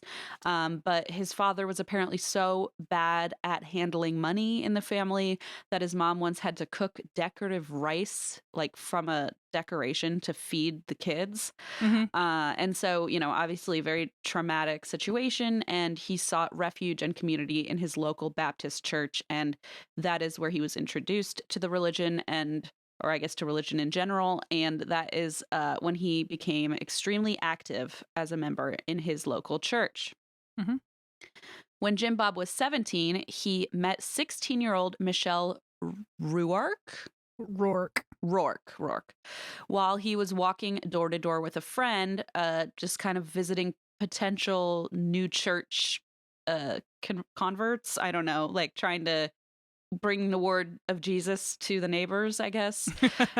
And Michelle herself didn't come from a particularly religious home, but she had recently chosen to convert to the Baptist church, aka she'd been saved. So Jim Bob went to her house to invite her to Sunday school and was instantly taken by her. As soon as he left her house, he prayed, "Lord, I would love to be her spiritual leader. Can she be mine?" Vomitous. Yeah. Vomitous. And it is funny in interviews because he'll say like it was love at first sight. And then in her interviews, she'll be like, I didn't remember him. Literally the next bullet. Awkwardly, in an interview, Michelle admits she doesn't even remember their first meeting. So clearly he did not have quite the most striking effect that she had on him. Yeah. It's okay. It happens. But luckily for Jim Bob, Michelle applied for a position at the yogurt shop that Jim Bob's mother managed. So this was totally by chance. And he told his mom to please give Michelle the job. And that way they had like more of a connection now, and they started hanging out. And it was one night after a 4-hour-long conversation about the Bible that they started officially dating, because what could be more romantic than that? I can't think of a single thing. I'm going to tell Allison we have to start over.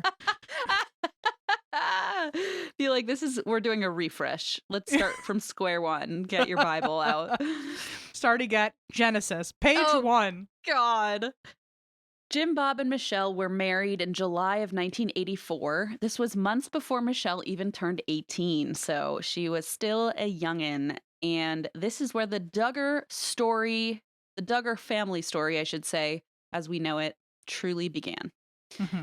So the Duggars kicked off their marriage working in real estate, and they invested in properties to make money. And on March 3rd of 1988, they had their first child, a beautiful baby boy whom they named Joshua James Duggar, a.k.a. Josh, a.k.a. the villain of the story. Trash. So Michelle used birth control between pregnancies because they were trying to plan when they would be ready for their second child. Unfortunately, her second pregnancy ended in a miscarriage. And so the couple consulted a doctor who told them, interestingly, that using birth control can cause miscarriages. And I would just like to take this moment to explain to everyone there is absolutely zero empirical evidence to suggest that birth control causes miscarriages, or that taking it in between pregnancies has any effect whatsoever. So Michelle, I guess, heeded the words of this doctor and quit using birth control. So in 1990, she then gave birth to her twins.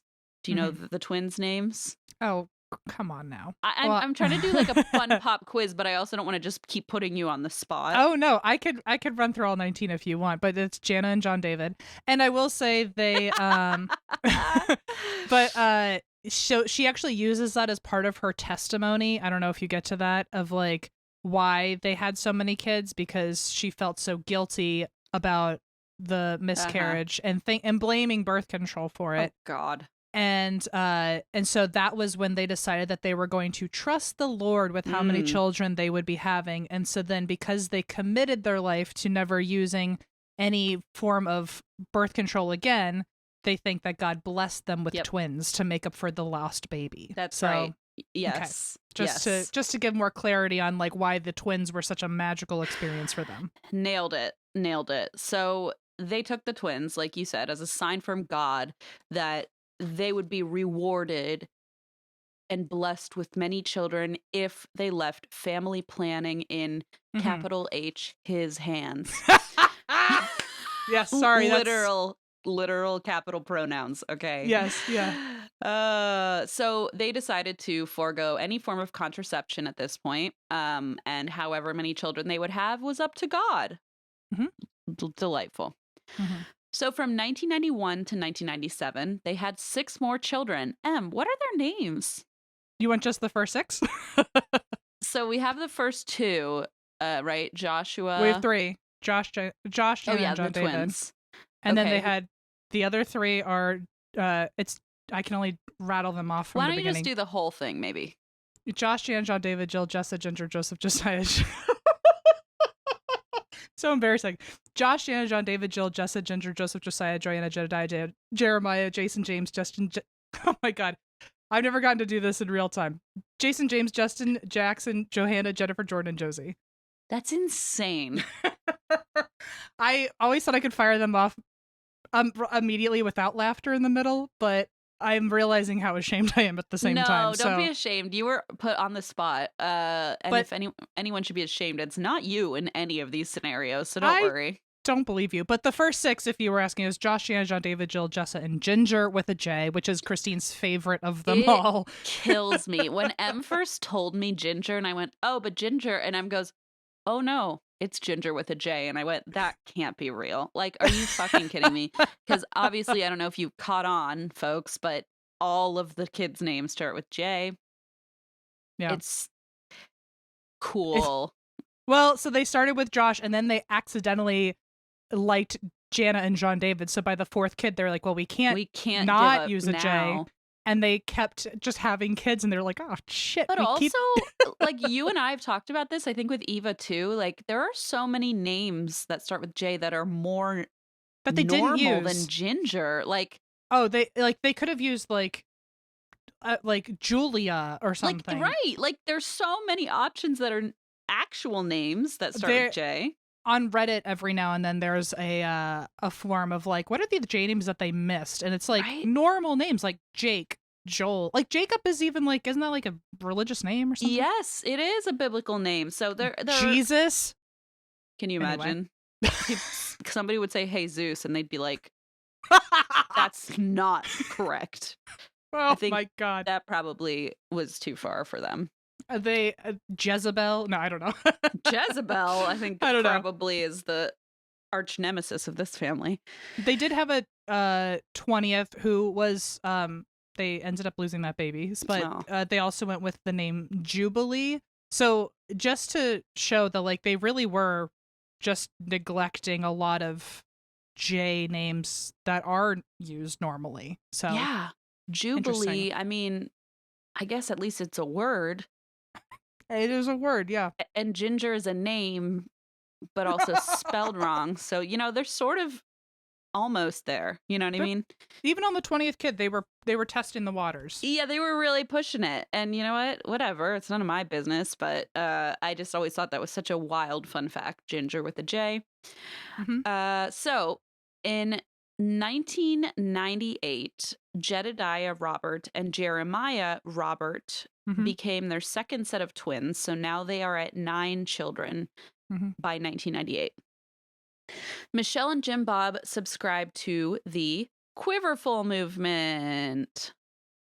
That was 11 kids by 1998. Oh, okay. Doesn't matter. Just to tell you, it's 11. It was 11 kids under 10 or something. It was something crazy.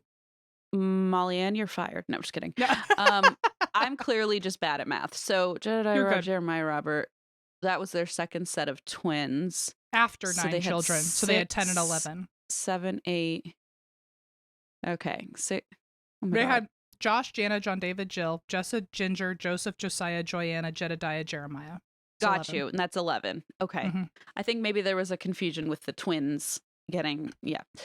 So Michelle and Jim Bob subscribe to something delightful called the quiverful movement, which comes from a certain psalm. Do you know the psalm? I don't have it memorized, and I'm sure you have it written down. It's essentially that a man should keep his quiver full, and his quiver being essentially he should have a family. His PP. His quiver full. He should have like as many arrows as you can in some way. And essentially you're building your army of God with as many children as you can have. Yeah, so it's Psalm 127, and it goes as follows. Behold, children are a heritage from the Lord. The fruit of the womb is a reward. Like arrows in the hand of a warrior, so are the children of one's youth. Happy is the man who has his quiver full of them. So the goal of the Protestant strictly anti-birth control quiverful movement is essentially to have and raise as many conservative Christian children as possible to represent their views in what some call a raging culture war. So kind of hinting at what you said of like creating God's army under your own roof to like fight back against cultural, I don't know, developments that are not godly, I suppose. Right. According to an article on the Quiverful website, marital fertility is the most important indicator of social health. If people are having babies outside of marriage or married people aren't having babies at all, society is in big trouble. Okay, not great, not a good look. Not at all.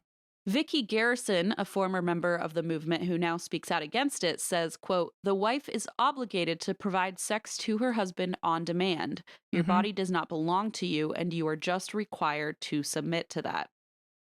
And that's just one of many of the very upsetting aspects of this quote unquote religion. So I don't know if you'll get to this. I have a hunch you will, but in the most recent news of the Duggars is that one of the daughters has been coming out and talking about how she has stepped away from that intensity of conservative Christianity. Is it Ginger? With the J. Ginger with the J. I knew I loved her from the moment you said her name to me years ago. I was like, that one's gonna go places. Oh, do you talk about free Ginger at all? No. Oh my God. This is the problem is like, I felt so bad, but I was like, Molly, and like, we could make this a multi-parter, but I feel like it's okay. We didn't know how to address it, so we've kind of had to condense it a lot. That's okay. So I'm just trying to make sure I'm respectful and not totally screaming over you the whole time. Listen, it's your day. Well, it's literally your day. My day was yesterday when this comes out. Listen, it's a belated birthday gift. Thank you. Well, so there was years ago when all the kids were still kids and they hadn't grown up and had their own families. They would go to a lot of like press junkets, or they would like be asked to go on the news and promote something. And so they would go to New York every now and then to do like Good Morning America or something. And during their show, which I know you'll get to eventually because they had a reality show, they filmed Ginger, or they filmed all the kids saying like, oh, what do you think of New York? Because it's so different from rural conservative Christian Arkansas. What do you think of the big city? And all of them were like, I prefer the country. I prefer the country. And Ginger was like, I kind of like the city. And she said something as vague and simple as that. And the world took it by storm. And everyone was like, Ginger wants out of the family. Like everyone was like, if anyone's going to leave, it's going to be Ginger. Just because of that. She's hinted at her dissatisfaction. So then there was this website that came out a long time ago and is still often mentioned called freeginger.com. Oh my God. Does it still exist? I'm going right now. It does it? I think it might still. Does it? Let me see. It's not looking good because it's just kind of spinning on me. Free Ginger. I spelled it right. freeginger.org. Oh, .org. Oh, I'm so sorry. God forbid. It should be .gov at this point. It's literally the icon above is her family and then her running away. Running away. Also, I love that like they put a suicide prevention lifeline right up top, which is awesome. It became, originally it was like, now it's still a forum where they talk about the quiverful movement and like how damaging that is. But so it became this whole thing because she simply was neutral to New York City. people just were like, she's She the was one that's also going to get probably away. trying to be polite, like, oh, I think it's a nice town. And Yeah. they're like, holy shit. And ever since then, she's even had to like address Free Ginger and been like, and you know what, by the way, like the secret is that she ended up really liking New York. She ends up getting proposed to in New York one day. She says she wants to move to a city. All of her siblings knew she was like the city girl of them all, and now she lives in Los Angeles. So okay, see, I But so- knew there was something. it's just a coincidence, but I'm sure there's a lot of people who think like, no, we knew from the beginning with Free Ginger. So Yeah, I love it. Somebody was like, I fucking called it, and don't you forget it. I am the webmaster of freeginger.org, and I knew. Soon to be .gov. .gov, and I knew what I was doing. So speaking of the quiverful movement, their official site also includes fact sheets about the danger of using contraceptives. Because birth control pills prevent a fertilized embryo from implanting in, quote unquote, the mother's womb, and they believe that life begins at conception, at fertilization, quiverful considers birth control to be, full stop, abortion. And according to their site, given the scale of these quote unquote silent abortions, based on the millions of women worldwide using various drugs and devices, what we are considering here, this is according to their website, is truly a pharmaceutical holocaust. Is how they refer to people using contraceptives. Damn. Yes, they equate it to having an abortion because you are preventing fertilization. Yeah, I understand the reference of it's like an infant genocide. Yes, which is what they call abortion or pro-choice movement. I mean, there's a lot of sticky and icky language around all this. Very toxic. So one of the reasons I mentioned Ginger early, and then I obviously went on a tangent, is because now that she's not fully deconstructing her faith, she's still very much a conservative Christian, but just not part of that movement. Okay. But she has said like living in the fundamentalist quiverful movement, now that she's stepping away and like kind of reinventing what she thinks the role of a woman should be. She was raised just thinking your whole job is to be a mother, your whole job is to submit to your husband, and you need to be what do they say, joyfully available for him at all moments. But when you also like you don't believe in birth control, you're pretty much your only option is to have as many children as possible, because you don't get to say no and you don't get to not be pregnant if it happens. And so right, exactly. And she has there have been a few of the siblings who now are team birth control and family planning and things like that, but she said that was a big struggle for her because her whole life she was indoctrinated into thinking I'm going to have as many children as possible whether or not I like it. So yeah, just wild. Does she have any children? She has 2. Okay. And she is, not to like, question too much like someone's, family life or anything like that, but she has openly said that they're using some sort of birth control. I don't know what type. It could just be like natural family planning. But she said, which doesn't sound like a big statement to most people, but people in that world, it's a huge statement where she has said like, I don't want a lot of children, and like, yeah, children are a blessing, but you're allowed to be grateful for just like some blessings, and like you don't need all the blessings, and like you don't need abundance and blessings. So, and to have had like the trauma of helping raise your siblings, I mean, we'll get into that, but like, I mean, look, of course you don't want to repeat that and then live that out again in your own family. Yeah, she's like, I'm sure she hasn't said it, but I'm sure she's thinking like, I already raised 19 kids. Like, right, I'm literally done. I'm Great done. point. Yeah. Great point. Sorry, I'm stress eating candy. That's okay. That's okay. Wow, I'm just so excited about this topic. Okay. I'm so happy. I didn't want you to feel like I was like taking over your territory. No, please. So, right. So Quiverful considers birth control to be abortion. They consider the use of contraceptives as a holocaust of Mm-hmm. fetuses. The Duggars actually, for what it's worth, deny being part of the quiverful movement. Mm-hmm. Publicly. Publicly, but at the same time, on their official website, they reference Psalm 127 about the fucking quiverful of children, and that was in response to a question about why they decided to have a big family. So, if they're not in the quiverful movement, they're at least creating their family based on that Bible verse. So it's a little confusing. Mm-hmm. It feels like they're not doing a good job of lying about it. Like, it's literally on your website. I wonder when that got put on their website, because I wonder if it was after the show got canceled and they didn't have to like really hide it anymore. I don't know. Maybe. I don't know. Maybe. Likewise, fun fact, Quiverful fully endorses the Duggars and even sells Duggar merchandise on their website. Which is like so embarrassing. It's also embarrassing that the Duggars are like, no, we're not part of that. And Quiverful's like, we love our favorite supporters. They're our icons. They are our spokesperson. Yeah.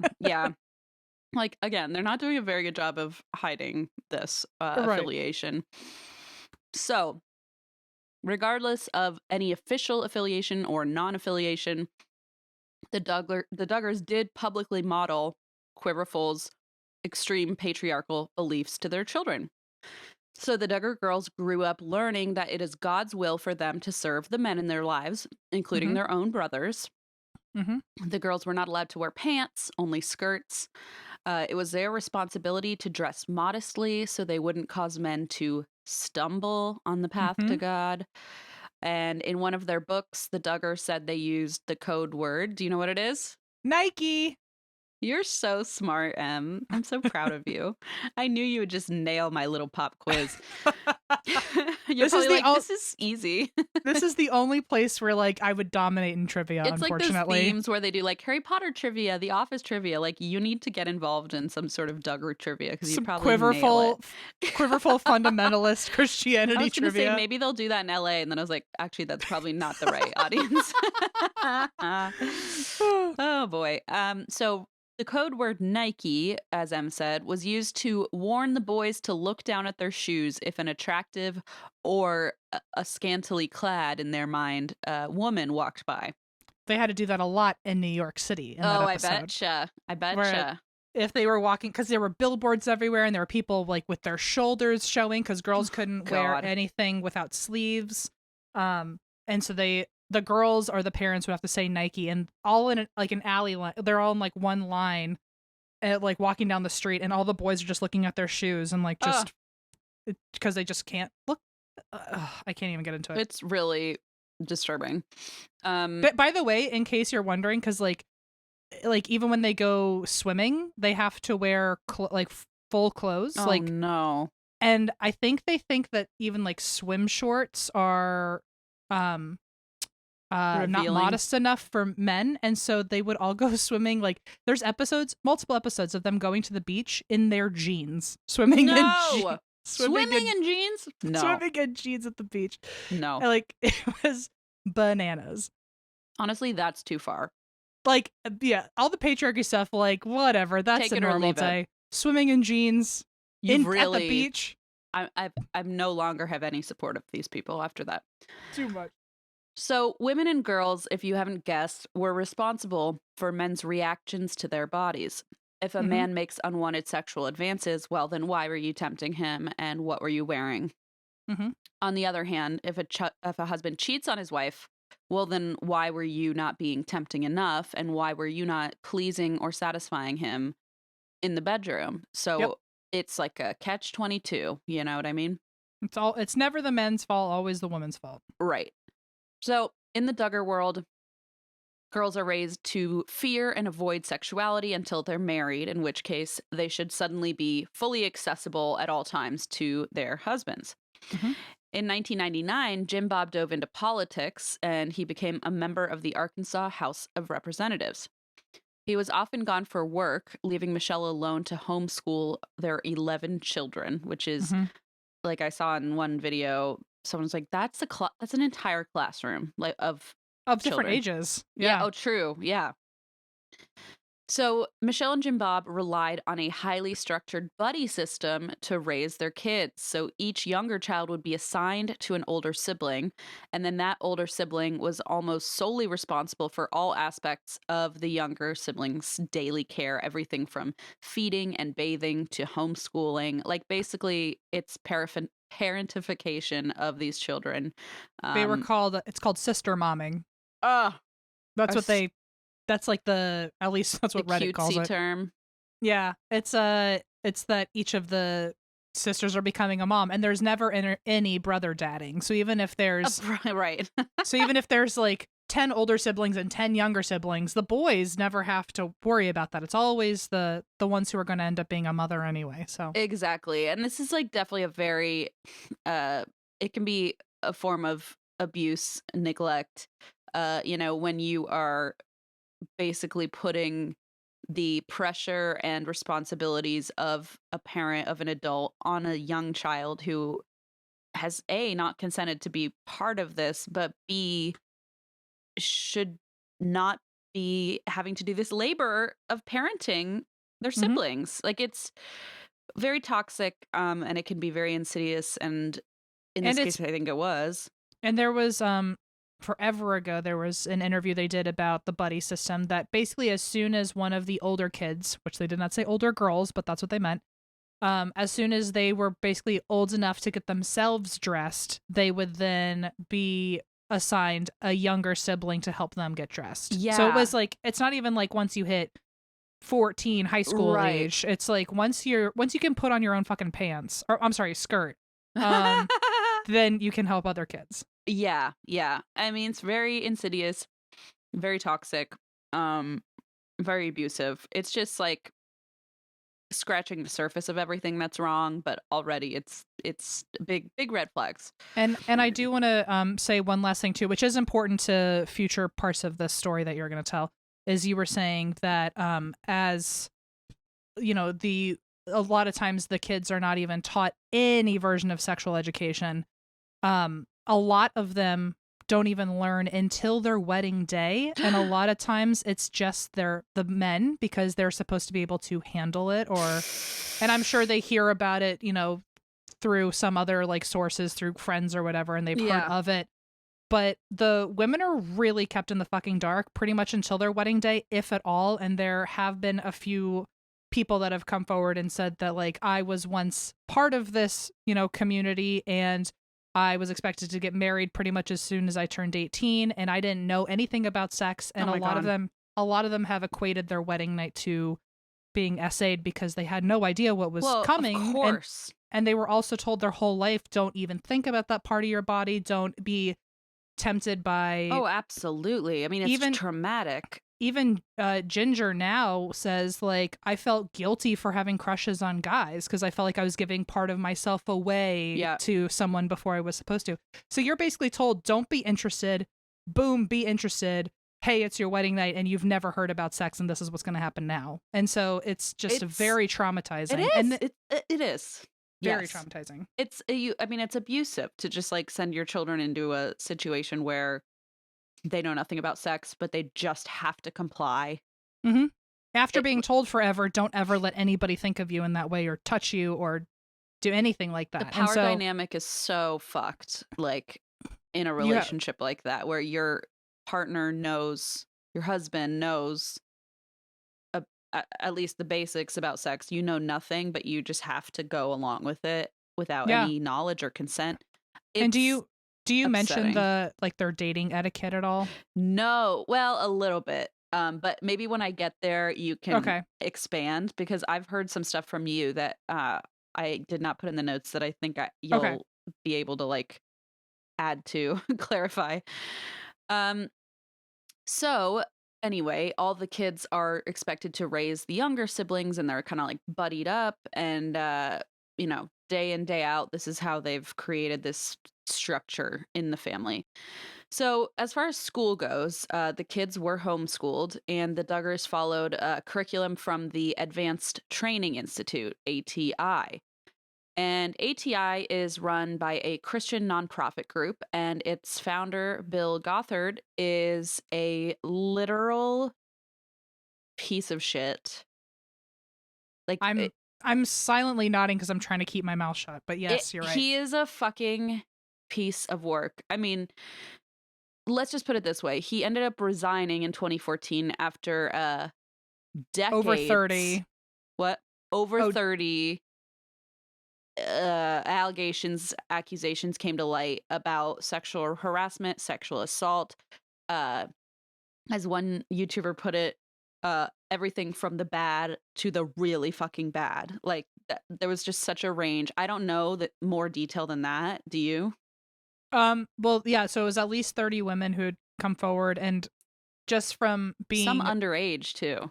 Some underage, a lot of people have said that he always gave really fucking creepy vibes. And it was, so I don't think Jim Bob himself was ever involved in like the board of, right. So ATI is the curriculum I think used for the IBLP. Do you talk about IBLP? Yes. Okay. So that's like, it's essentially, Ginger is being very, she's been doing a press tour recently where she's answering questions about her time in the faith, and she keeps saying like, oh, it's cult-like, but I wouldn't call it a cult. And it's like, girl, you're just trying to protect your family. It's a cult. It's very bad. I mean, yes. I don't think she has the heart to say it, but I might. So, you know, like, but Bill Gothard was essentially their leader, and it was very disturbing, and he would hire anyone who was very heavy in the faith. A lot of them were either on the board or they had homeschool conferences that they would do every year, and it even felt like he was grooming a lot of the younger children to eventually not realize that he was harming them. I mean, just the fact that there were 30 allegations that's just who came to forward. light. Yeah. But he was, the irony of all of it is that, so he wrote a lot of the foundations of Christianity that the Duggars totally followed, especially like when it came to, I'm getting into the specific curriculum. Okay, cool.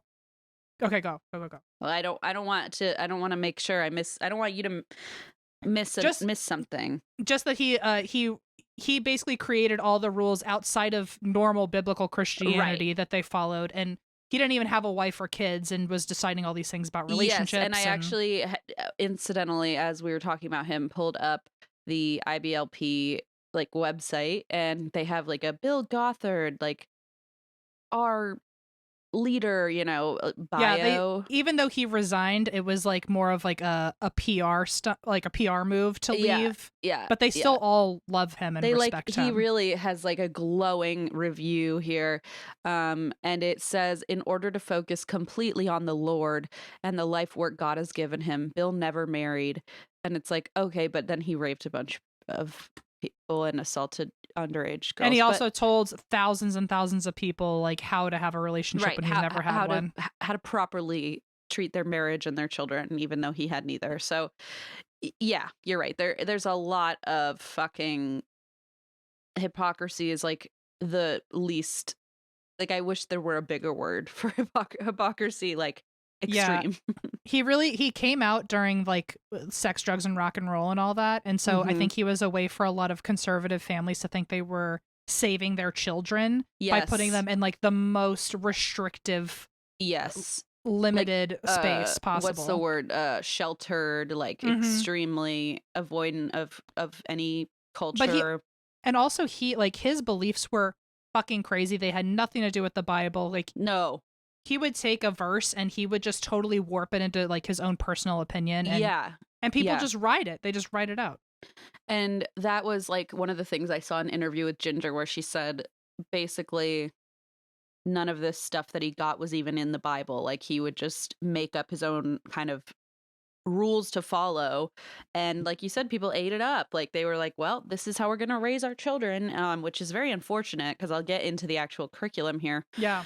So the ATI curricula includes lessons for families to guide them through any religious or moral conflicts they might face. So it's sort of like a self-help book for Christian families. In the late 90s, the ATI distributed an alarming lesson plan in its curriculum called Lessons from Moral Failures as a Family. And here is just a fun little synopsis of this lesson plan. The lesson plan provided the following scenario. Social workers tell a couple that their oldest son was caught sexually abusing his younger siblings. No legal action is taken. Instead, the son repents for the sin and prays for forgiveness. Then he discusses what led to his sin so the family can understand how they failed him and how they can do better in the future to keep him from stumbling, so to speak. And when he kind of gives his reasoning for why this happened, he blames immodesty in the home for the abuse that he committed. He wrote, "It was not uncommon for my younger siblings to come out of their baths naked or with a towel. A different lifestyle with more modesty might have prevented what happened." Oh my God. I mean, it's insane. He also says his sisters didn't behave appropriately in their dresses. Finally, he says his mother, a nurse, was too casual about the human body and didn't properly teach her children that men see bodies from a very sexual point of view. So this lesson plan basically told parents, and this was just like a made up thing, like conundrum that you might face. What did you call it? A hypothetical. A hypothetical. Exactly. And so the lesson plan basically told parents that to avoid sexual abuse among their children, daughters should be modest at all times, and boys should not ever be exposed to naked bodies. Even changing diapers could lead to temptation, which is like so sickening. Yep. And just another way to say that, oh, well, women need to do everything with a baby. True. Yes, men. True. Like, what do you want? Him to have impure thoughts? No? Well, then why don't you change the diaper so he doesn't have to? So in the end, as we can probably all gather, everyone was to blame for this kind of abuse except the abuser. And the ATI also released a lesson plan called Counseling Abuse, which was meant to guide victims of abuse. And the lesson suggested that sexual abuse can be, this is so upsetting, and just, I mean, I know there's what a blanket trigger warning. You do? I'm pretty sure. Yeah, I think I know what you're going to say. Okay. Just trigger warning for, I mean, this whole episode really, or this whole section, but the lesson suggested sexual abuse can be considered a moral vaccination. Mm-hmm. Founder Bill Gothard used an example of a woman who used to struggle with sexual thoughts and desires. One day, however, she was raped, and afterward, she no longer wanted to have sex with anyone or even think about sex at all. So this rape was a successful moral vaccination that protected her from lust. Yep. So basically the idea is, well, maybe it was good for them. Yeah. It's like, first of all, what? I know. And this is where my, again, sick fascination comes in with this, because I'm like, how can people believe this shit? Like, how could you? And this is where, again, Ginger is currently like, oh, it's cult-like. It's like, are you fucking kidding me? No. Like, your leader thinks this is okay, and there's thousands of families who believe this. And yes, about their own children, like young children, young girls being like, well, it's their fault that they got out of the bathtub with a towel on. I mean, and also the massive lack of critical thinking of oh, you want, they think it's a shock that all of a sudden this victim of a very intense rape all of a sudden doesn't want to have sex anymore. Like, it's like, wow, well, it worked. It's like, well, she got, oh my God. It's like, but also a good consequence. Yeah, it's foul. So anyway, that's why I can't stop reading about this fucking family, because there's always something like this. So. I get it. It's fascinating. The lesson plan also explained that the abuse victim might be guilty of their own failings. For example, if they failed to report their abuse and then the abuser went on to abuse other people, they were responsible, the previous victim, for letting it happen again to other people. Mm-hmm. Right. Which is like, oh, okay, not the person doing it. Yeah, makes total sense. Yeah, makes total sense. So, although there is no real proof that the Duggars specifically used these lesson plans, the family was a strong supporter of ATI for many years. They did use their lesson plans. They attended annual ATI conferences. Still do. by the way. Still do. Okay. And promoted ATI curriculum on their website and in their other media. So we can all pretty much assume that this was part of their learning process and teaching. They also have on their on the, I don't know if it's the ATI website or the IBLP website, but they're in their shop you can buy pamphlets. I have not bought them. I've seen the samples though, because I just had to know. They have like pamphlets on like how to be a good husband, how to be a good wife, and it's literally just like a listicle, and each one is just worse than the last. The things that you have to do to be a good wife. It's awful. It's sick. It's really sick. So again, we're not 100% sure that they had those specific lesson plans, but we can kind of guess that probably they did, because they also had the same beliefs. Ginger, just so we're clear, they were very close with Bill Gothard, and Ginger has said he felt like a grandfather to her. Oh, so, God. Just to give you an idea of them saying how close they were. Okay, yeah. I didn't know that. So the ATI's approach to addressing sexual abuse and incest sheds some disturbing light on the way the Duggars, spoiler alert, would eventually handle their own intra-family incidents. Yep. Among the Duggars' more typical fundamentalist Christian rules were no TV, no alcohol, and no tattoos. And were there more weird ones? Like, couldn't they they had to side hug? Oh yeah, they weren't allowed to have music with drums, because the drums would like summon the devil or something. I was cracking up. It was like, drums are the devil's instrument. Like, what? The playthings, yeah. Are they? I mean, even like, so the ones that you're probably wanting to hear the most are like the dating etiquette, where like they would all save their kiss for their wedding day. They weren't allowed to like hold hands until they were engaged. They would, at best, if you were courting somebody and you were allowed to have any physical contact, you could have a 3-second side hug. Ooh, sexy. And you couldn't even hold hands, I guess, when you were praying together. There had to be somebody else in between you, so that there wasn't any temptation. What about the no Coca-Cola? Is that them or a different family? That's the Plaths, okay. Which are also from a fundamentalist Christian group. I don't know if it's the IBLP, but probably.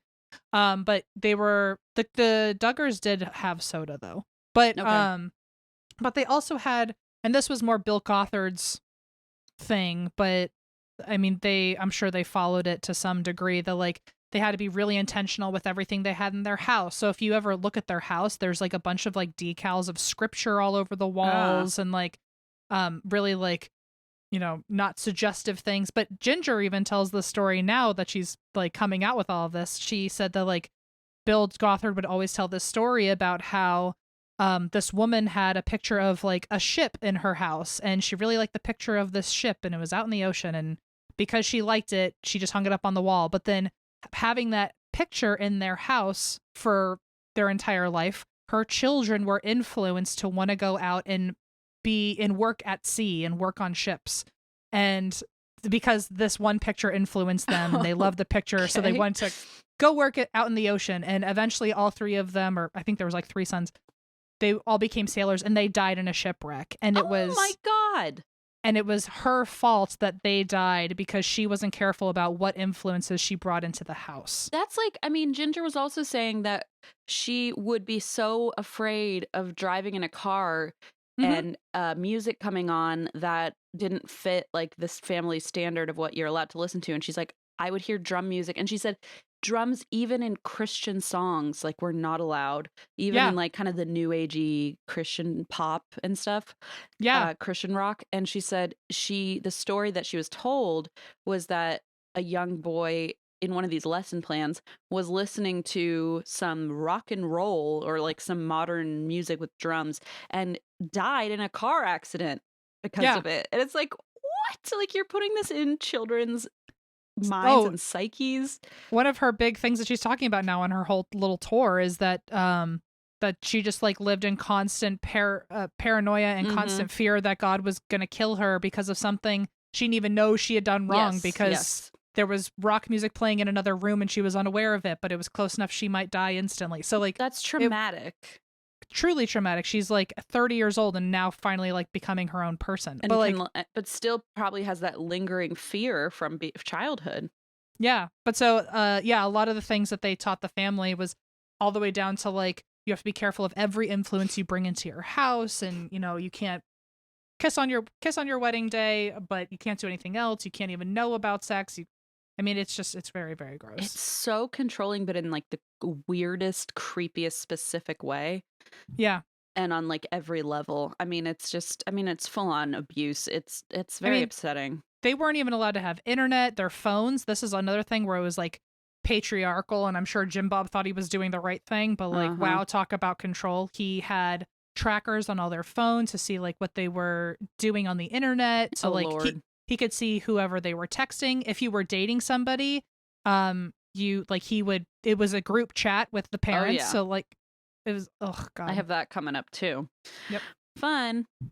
So Michelle, for what it's worth, was running a far different household than the one that she had grown up in, which was secular. And she recalls some unimaginable freedoms from her own childhood, like wearing pants. She was a high school cheerleader. Yeah, high school cheerleader, wearing pants. She said she sometimes even mowed the lawn in her bikini. Mm-hmm. Yep, God she uses that one a lot. She uses that one a lot. Lord.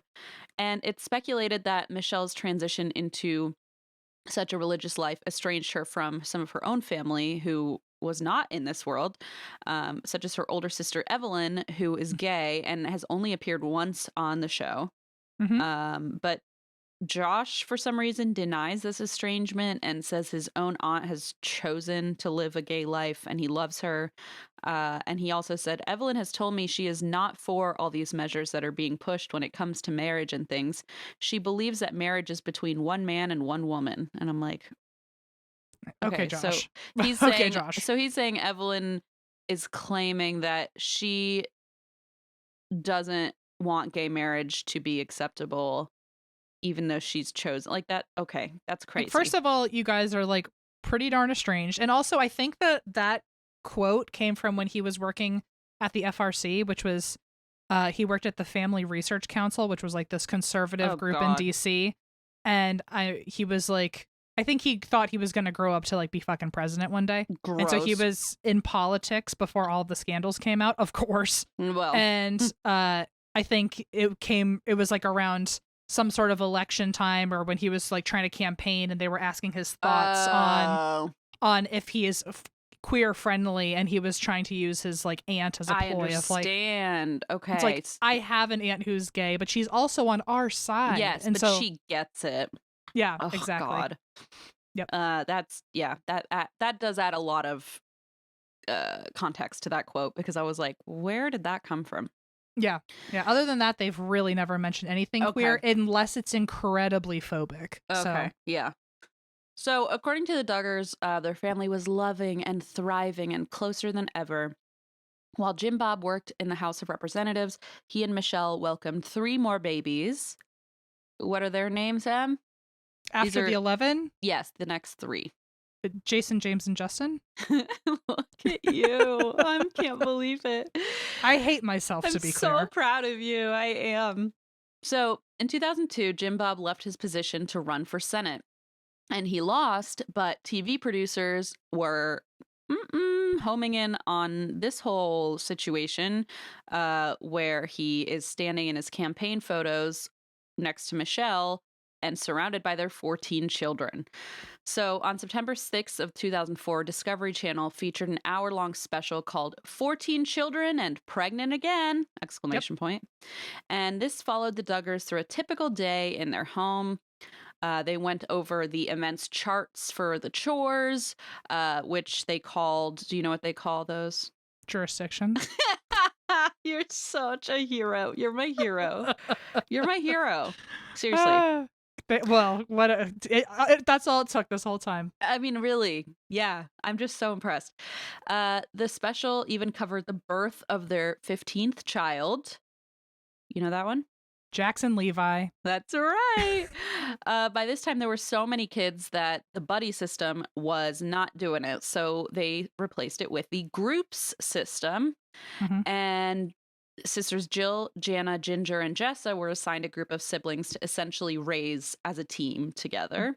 A buddy team, yeah. Yeah. Yeah. And so babies were assigned to a team on a rotating basis, and their teams were chosen before the baby was even born so that the older siblings would be prepared once the baby was born to start caring for it right away. Yep. In 2006, another special came out. Do you know the name of this next one? There's like so many with weirdly similar. 14 kids and pregnant again. Is it 15 kids and pregnant again, or 15 kids and counting? It's Raising 16 Children. Oh, okay. Yeah, so this was just another like 1 hour special. And this one featured the birth of Johanna. Is that how you say that? Johanna. Johanna Faith. 3 more specials followed the family as they moved into a new home and went on trips to the Grand Canyon and Disneyland. And the last special in 2007 featured the birth of baby number 17. Jennifer Danielle. I didn't know we were doing middle names this whole time. I could do that too. Don't worry. You can. Okay, great. They're both there. I have both. Great. First and middle on all of these. Great. Okay. Yeah. So the family was a total hit. And in 2008, Discovery's partner station, a little channel called The Learning Channel, began airing 17 Kids and Counting. Which is this part's so backward to me, but like they're, reality TV stars, this family, but the kids are not allowed to watch TV. So it's like such a bizarre concept. Yeah, they've said that in the past too. It's like we don't even know what people are seeing. Like we can't even watch it. It's so backwards. It's also so backwards. I think because they didn't have TV, they also didn't really know what the concept of fame was, and so when they started getting recognized in real life, they were like, "What the fuck is going on?" That must be so weird. Yeah, that must be so weird. I hadn't even thought of that. So this series would ultimately span 10 seasons, 229 standard episodes, and 16 specials, all of which M has on Blu-ray. I'm sure of it. The box set. I do the not so legal version of that because I don't want to pay money. Oh, interesting. I never support that until this very moment, and I think now I'd like to say, let's get it on LimeWire and. But I do still watch it every now and then just to like see how young all the kids look back then. Because so I started watching when Jackson was born, which he was the first Duggar to be born on television, on and now there's I love that there's a first. I know, and now there's like I feel like there was like 30 eventually. God. But so I've been watching since he was born, and he just turned 19. So just to give you an idea of how long I've been in touch with this family. That's crazy. I know. And back in the day, I'll watch some of the episodes. Jackson was like the star child of the show. He was like this cute little kid, and he was so sweet, and everyone was really rooting for him to one day make it out. Maybe there's a freejackson.org or something. Yeah, we should one day, start it. But he was the cutest little kid, and him and Johanna were best friends, and they would call each other the Lone Ranger and Tonto or something. They were like I don't know, thick as thieves. But then it got really sad because then once they like hit puberty, you can tell they were separated, and they like that is sad, and it like puts such a fucking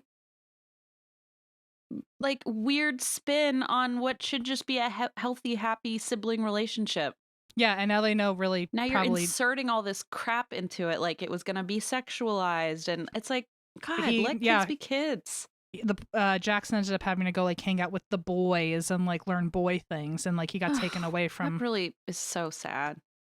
Boy. Well, Jordan Grace Micaiah, is that how you say it? Yep.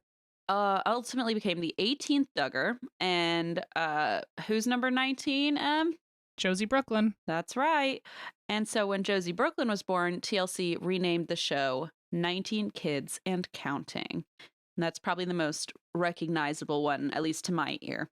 Mm-hmm. So during the Josie Brooklyn pregnancy, Michelle suffered from preeclampsia, which is, as a former pregnant person, an extremely dangerous blood pressure issue to have during pregnancy. It can be fatal. It can cause seizures, brain injuries if it gets too far, fluid buildup in the lungs. It can impair your liver and kidney function. So basically, like, your body like starts shutting down if you have preeclampsia, you got to get that shit figured out. Otherwise it can turn into eclampsia. And she was already getting older as in terms of like what pregnant people age ranges are. Right. They start calling it a geriatric pregnancy at 35. So. And she was in her 40s when she had Josie, I think. And so I think people are already worried that it was a high-risk pregnancy. Complications. Yeah, definitely. So and preeclampsia is like very alarming. And so, that must have been scary. So Josie was born by emergency C-section. Do you know how much she weighed when she was born? I know she weighed less than a pool ball. So it was, that's what weirder than actually knowing the specific number. So I know for two reasons. One, because that's what Jim Bob said on the show. God. And also because the show would often have like these little like flyaway like fun facts in the corner of the show. Great fun fact. Yeah. I think they said her weight in one of those like fun fact clips where it was like a pound, like not even. She's a pound? 1 pound, 6 ounces. 6 ounces. Okay. Like that is so small. Wasn't she born at like 4 months or something? Or she had 4 months? It was something, she's either was born at 4 months of pregnancy and had 5 months to go, or she was born 5 months into pregnancy. 25 weeks. Okay. So like, what's that? 25 divided by 4. So that's like 6.5 months. So she had 3.5 months left before she was supposed to be born. 2.5, I think. That's 25 weeks is quite 2.5. Quite early. She was, I mean, in the pictures, like you can see she's like the size of a hand, not even. Like she's so tiny. And she really was struggling. Yeah, that's very that's scary. And with current medical I don't know, advancements, a lot of the babies do survive, but often have health complications. She was in the hospital for so long. Yeah, like I bet. They relocated. A whole season was in like a rental house next to the hospital just to be with the baby. Jeez. Yeah, I just looked it up just to see kind of what the internet says. But yeah, so any infant born before 28 weeks is considered extremely premature. Or a micro preemie, and have a 75 to 85% chance of survival, which is scary, very scary. Yeah. And so, she's born at the weight of a pool ball or whatever. I'm sorry. No, I just am like, I was so taken aback by that fun fact. That's why it always stuck with me, because I was like, wow, like why would you say that? I can see it just like scrolling across the bottom as like one of their like little. Did you know? It's like, no. It was either one of those like fast facts, or I know he said it to someone over the phone. It was like she weighs like a pool ball or something. Anyway. So she spent several months in the hospital until she was able to go home with her family as the 19th Duggar child. Once Josie was stable enough, she was assigned to be cared for by her older sister, Jana.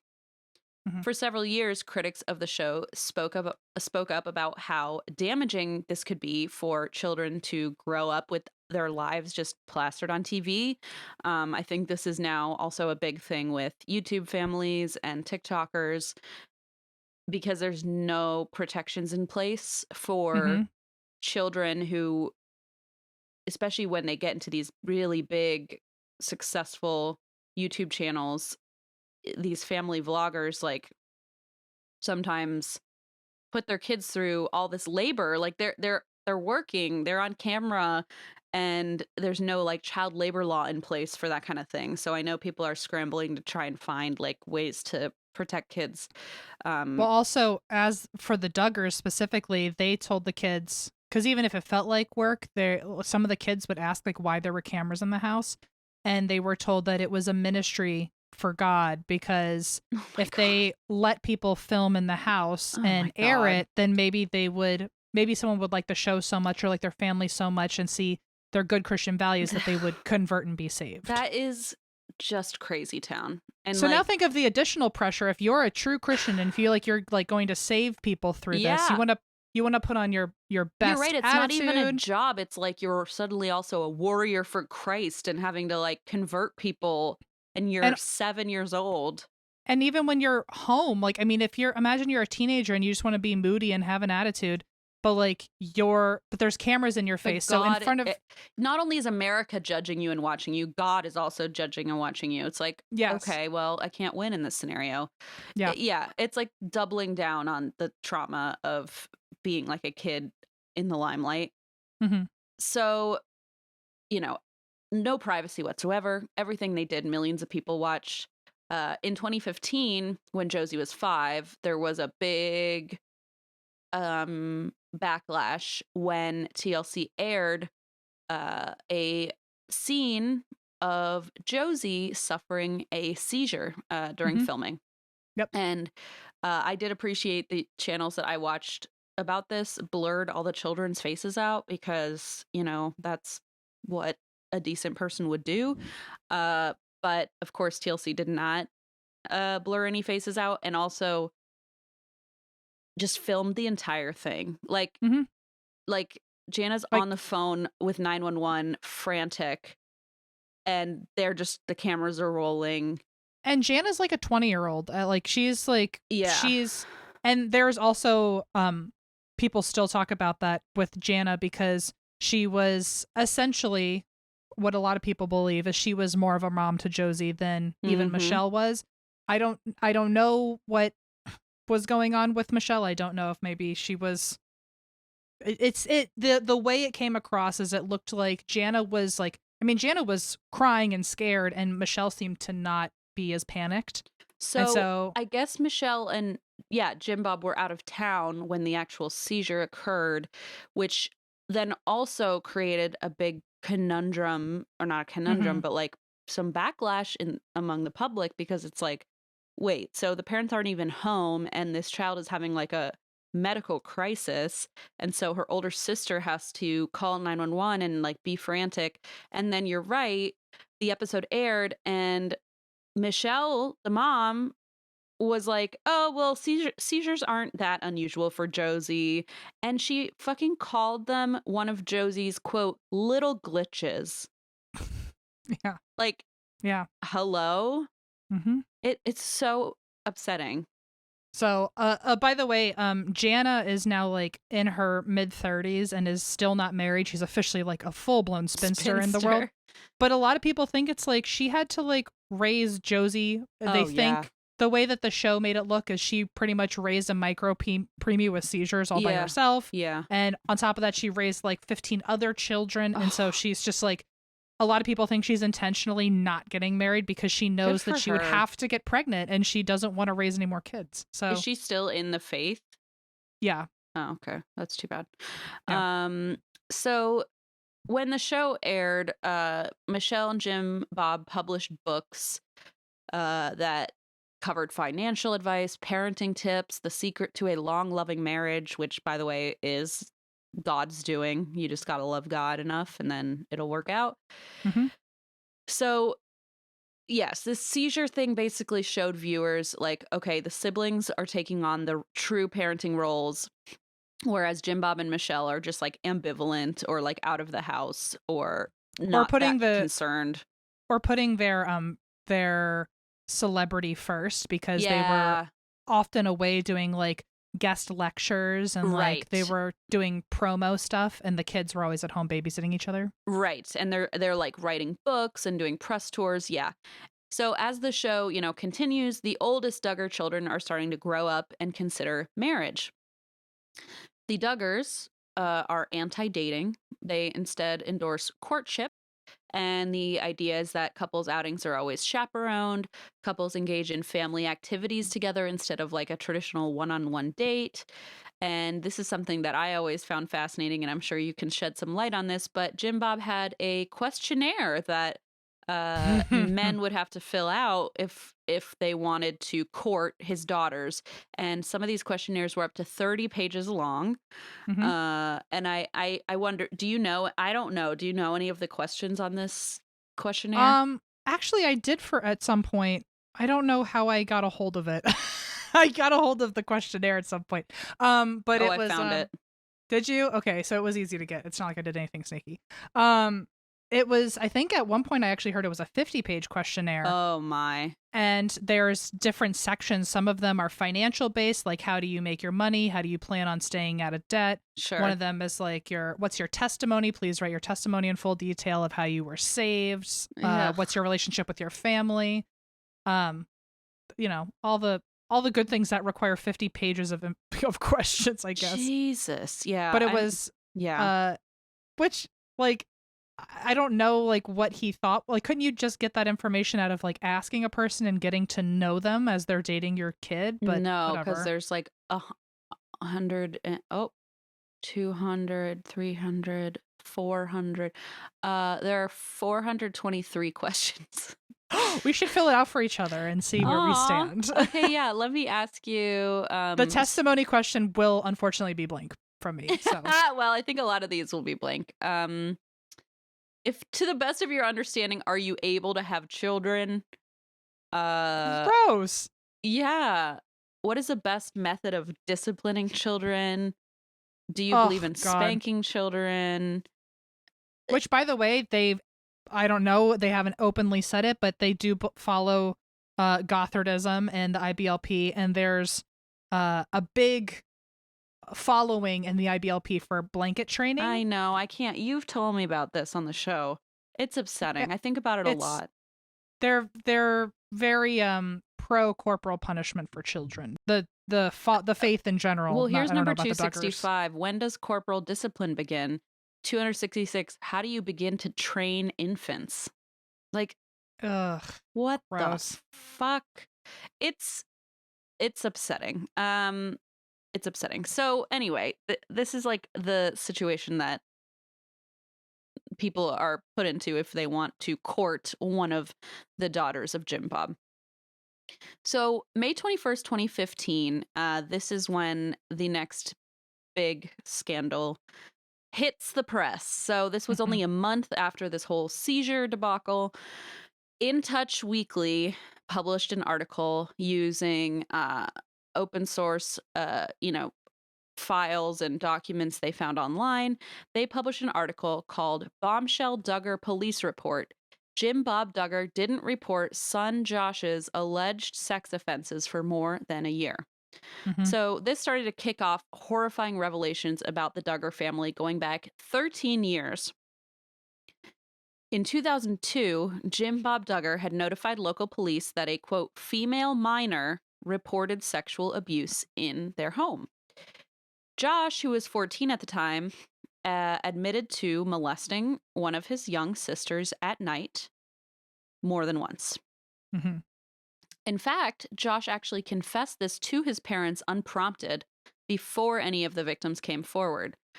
And this became a big thing when Jim Bob and Michelle were trying to explain how great their parenting techniques were, because he felt safe to come to us and admit his wrongdoings. And it's like, yeah, but your children don't feel safe sleeping in their own beds. Yeah, they really tried to make it look like our teachings work because he felt so riddled with guilt that we know we can trust him because he's so honest. And he came to us because he knows that, like, he can confide in us about his shortcomings. It's like he's touching your daughters. Like, what are you talking about? It's shocking how that's just not relevant in any of these interviews. Like, it's about Josh, not about the girls. Yeah. And so his parents, he came forward to his parents. It took them 16 months to take any action whatsoever, simply ignoring it mostly, while Josh began to molest more of his younger sisters. When Jim Bob finally did report it, the police took no legal action and basically told Jim Bob he could do whatever punishment he saw fit to take care of the situation. Wow. Only 9 months later, Jim Bob's daughters complained of continued abuse.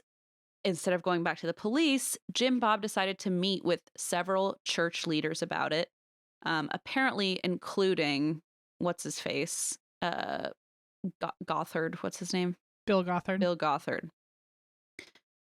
They sent Josh to a Christian counseling program for 4 months, which at first they claimed was a reputable, accredited counseling program, but instead he went to one of Bill Gothard's like extension centers that needed some construction work done, and he basically did physical labor and like some vague counseling. He dug holes. Yeah, he dug holes he for literally, like 4 months. Which sounds like the book Holes, which is a much better story than this one. No, he and it ended up being 4 of his 5 sisters that were, and because he only had 5 sisters at the time, and then a babysitter. Yeah, and that was babysitter. That's right. The minor that came forward. But yeah, he dug holes, and I guess he went through some version of a program where like they like shaved his hair. That was part of it. And it sounds like some sort of boot camp thing, you know? Which they do have we won't even get into it, but they do have a Christian boot camp that they send all of their sons to. So, God, and it wasn't that he went to, but there's one of the specials early on. It was filmed right around the time that he admitted to his family what happened, and then they sent him to this camp. But they were going to film a special about all 19 kids or however many kids there were at the time, and they thought it would look weird if Josh wasn't there to be a part of the special. So he came back for a weekend, and whatever special it is where his hair is like buzzed off. Oh, jeez. That was when he was actually at this camp, and he like got sent immediately back after the filming or something. That is so fucked. So yeah, you can basically tell by his fucking haircut whether or not he was in this counseling program, which again, like had no license to therapize anyone. So Josh came home eventually and apologized to his victims. In the end, a state trooper named Joseph Hutchins had a stern talk, a lecture with Josh, and said, you know, you can't continue this behavior, but also took no action. And this guy was a mandatory reporter, which essentially means he was a professional who is required to report cases of suspected child abuse and neglect. So, you know, if he sees something, he is required to report it, even if it's just a hunch. But nope, didn't report anything, even though he was legally required to as law enforcement. And according to Joseph, he tells a different story. He says he thought Josh had only offended once, and he didn't believe it would happen again. And he says he loses sleep over his failure to report Josh when he should have, saying, I am a Christian myself, and I worry that something else may have happened. I would be responsible for it, in my opinion, by not reporting it. The young girl should have been my first priority. Now, here we do a big old plot twist where... Turns out Joseph Hutchins, this guy who is just riddled with guilt about not reporting the alleged abuse, is currently on parole after serving 15 years of a 56-year prison sentence on child pornography charges. That'll do it. Like, are you kidding me? This one guy that they had talked to him and give him a stern lecture and didn't report anything. Well, guess what? He was also in the same fucking circle, participating in the same fucking bullshit. I think he was actually in the same circle because I think this is alleged because I don't remember where I heard this from, but I think one of the rumors was that he was actually, yes, he was a cop, but he was also part of the same faith and the same church that the Duggars went to. And so they're like, we'll go to a cop we can trust is not going to actually do anything. Right. It's like, oh, we'll have him talk to you and give you a lecture, but not take any action outside the home.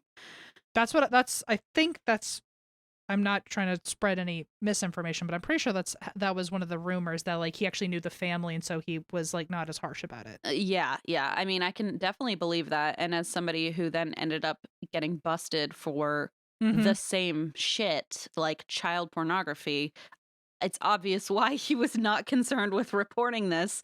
Yeah, a 14-year-old touching his sisters, which then a bunch of people came out and were like trying to defend Josh to say like, and they were like usually people who I would assume are like on the right side of things because they were saying like, oh, well, this is what happens when you don't teach children about, you know, sex, and he was too curious, but he couldn't go to anybody and talk about it. Come on. I know. They were saying like he, like because he never gets to interact with any other girls, these are the girls that he was surrounded by, and he got curious, and like, it's like why? Yeah, a lot of people aren't taught about sex and are curious. That I've never fucking touched any children. End when of I was, story. yeah, that it's not that hard. That's but an a lot insane fucking like a lot of people tried to twist it into like, stretch. oh well, he didn't know any better, and they were like trying to defend him and like criticize Jim Bob and Michelle, and it's like you're doing it backwards. Like you're almost there, but yeah. like no, yeah, but like no, yeah, yeah. Yeah. Yes. The end. Holy shit. Holy shit. So the Duggars are now supposed to be appearing on the Oprah Winfrey Show in 2006. But shortly before the family would appear on the show, a letter appeared at the Harpo Studios.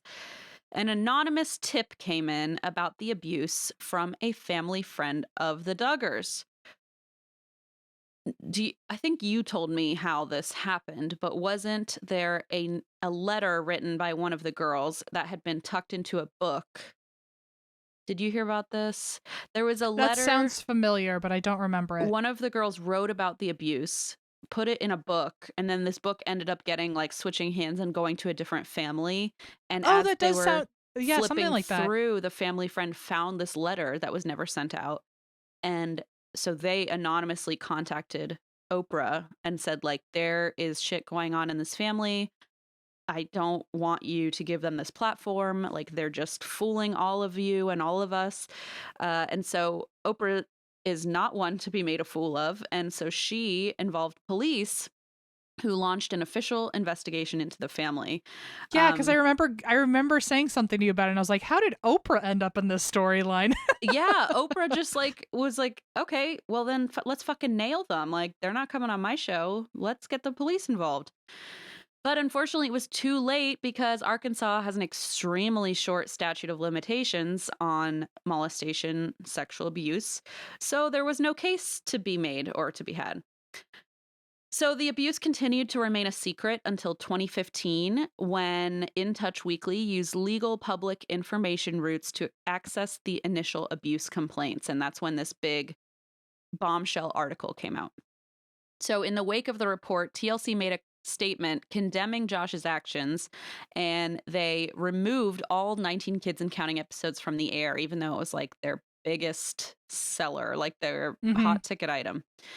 The show was officially canceled on July 26, 2015. But of course, Josh had his own supporters backing him, including the ever graceful Mike Huckabee, former Arkansas governor, trash monster, who rallied behind Josh and the Duggars. Of course, Josh's wife, Anna Duggar, also made a public statement to assure people that she knew about the abuse before they got married, and she believed that he had been forgiven in the eyes of God. And then Jim and Bob. It gets me every time. I'm like, that's not a name. Oh my God. Jim, Bob, and Michelle made the following public statement. Back 12 years ago, our family went through one of the most difficult times of our lives. When Josh was a young teenager, he made some very bad mistakes, and we were shocked. We had tried to teach him right from wrong. That dark and difficult time caused us to seek God like never before.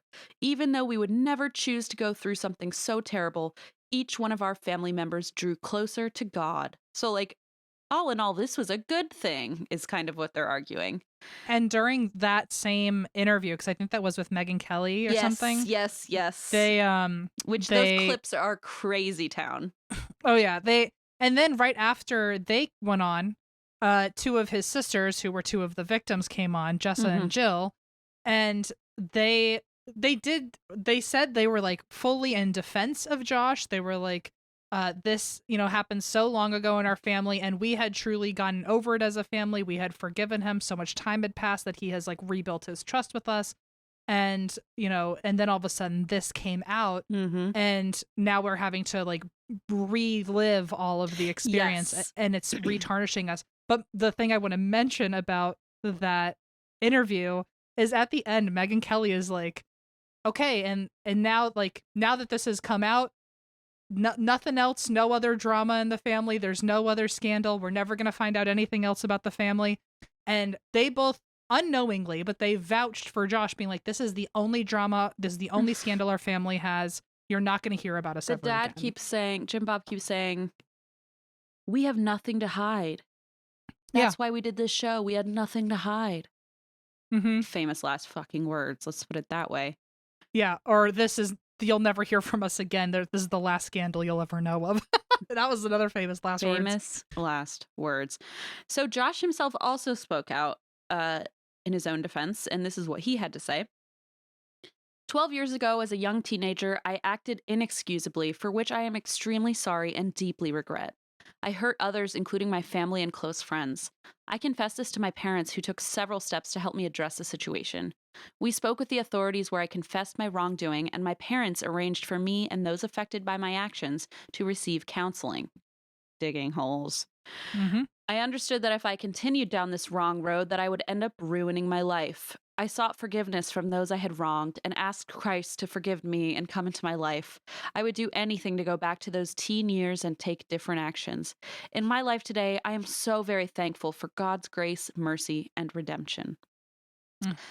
So, some of Josh's sisters, which you've alluded to, who were his victims, spoke in his defense as well. And like you said, they had chosen to forgive Josh when he asked for their forgiveness years ago. And Jill specifically said when the news broke, when In Touch shared this information, she felt re-victimized by the story coming back, like coming to light. And according to her statement, this was something that's already been dealt with. We've already forgiven Josh. We've already moved on. And, you know, for what it's worth, In Touch plastered their names all over the story, even though they were minors. And, you know, that's a toughie. I don't know. I don't know. I don't know where to stand about that. Also, like, I think one of them had just, like, gotten married or something, and another one had just had a baby at the time, and so I feel like their first baby, I feel like they had just come into this world where now they're supposed to be like open to sexuality and things like that, and like it happened right in the moment when they're supposed to finally allow themselves to be vulnerable about that stuff, and now they're sexually active, and now they have to think about that on That's top of like point. The first time they're having like intimacy moments with their partners, and it's like I just can't imagine the layers of trauma that they're like unfortunately having to live through. It's hard because like obviously I think this news needed to come out, like this needed to be investigated, but also like I can understand that would be deeply traumatizing to be like re-victimized. So it's a hard nut to crack. I feel like I don't know that maybe they didn't go about it the best way. I'm not really sure, but it just breaks my heart because like, God, these poor girls, like they've gone through enough. They've already raised 19 children. They've done nothing wrong, and now they're being like put on blast all over again in the media, all over again, and now expected to be vulnerable with partners, like while they're being re-traumatized and talk about it something. on TV and all this. Yeah, I mean, and it's one thing. I mean, I'm not trying to compare traumas, but you know, it's one thing for someone to talk about this on media, and it's like a really vulnerable, hard time to reflect on. But if you've also grown up in a family that says you're never allowed to talk about this stuff, and as you said earlier, if something bad happens to you, it was either your fault or it's a moral vaccination, or like this was meant to happen and you should be content with whatever God gives you. And so on top of a normal traumatized, a normal trauma, with presumably some support system and hopefully some support system behind them, they are like at a loss here with no recourse. Like the statute of limitations has expired. Their parents are basically teaching them it's their fault. They're in a corner. And one of the things that Ginger's been talking about on her book tour recently is that, and a lot of people who have come out and said, oh, I knew the Duggars and this is what they were like, they've said, oh, they're weirdly robotic. Like they don't really have a lot of like individual personality.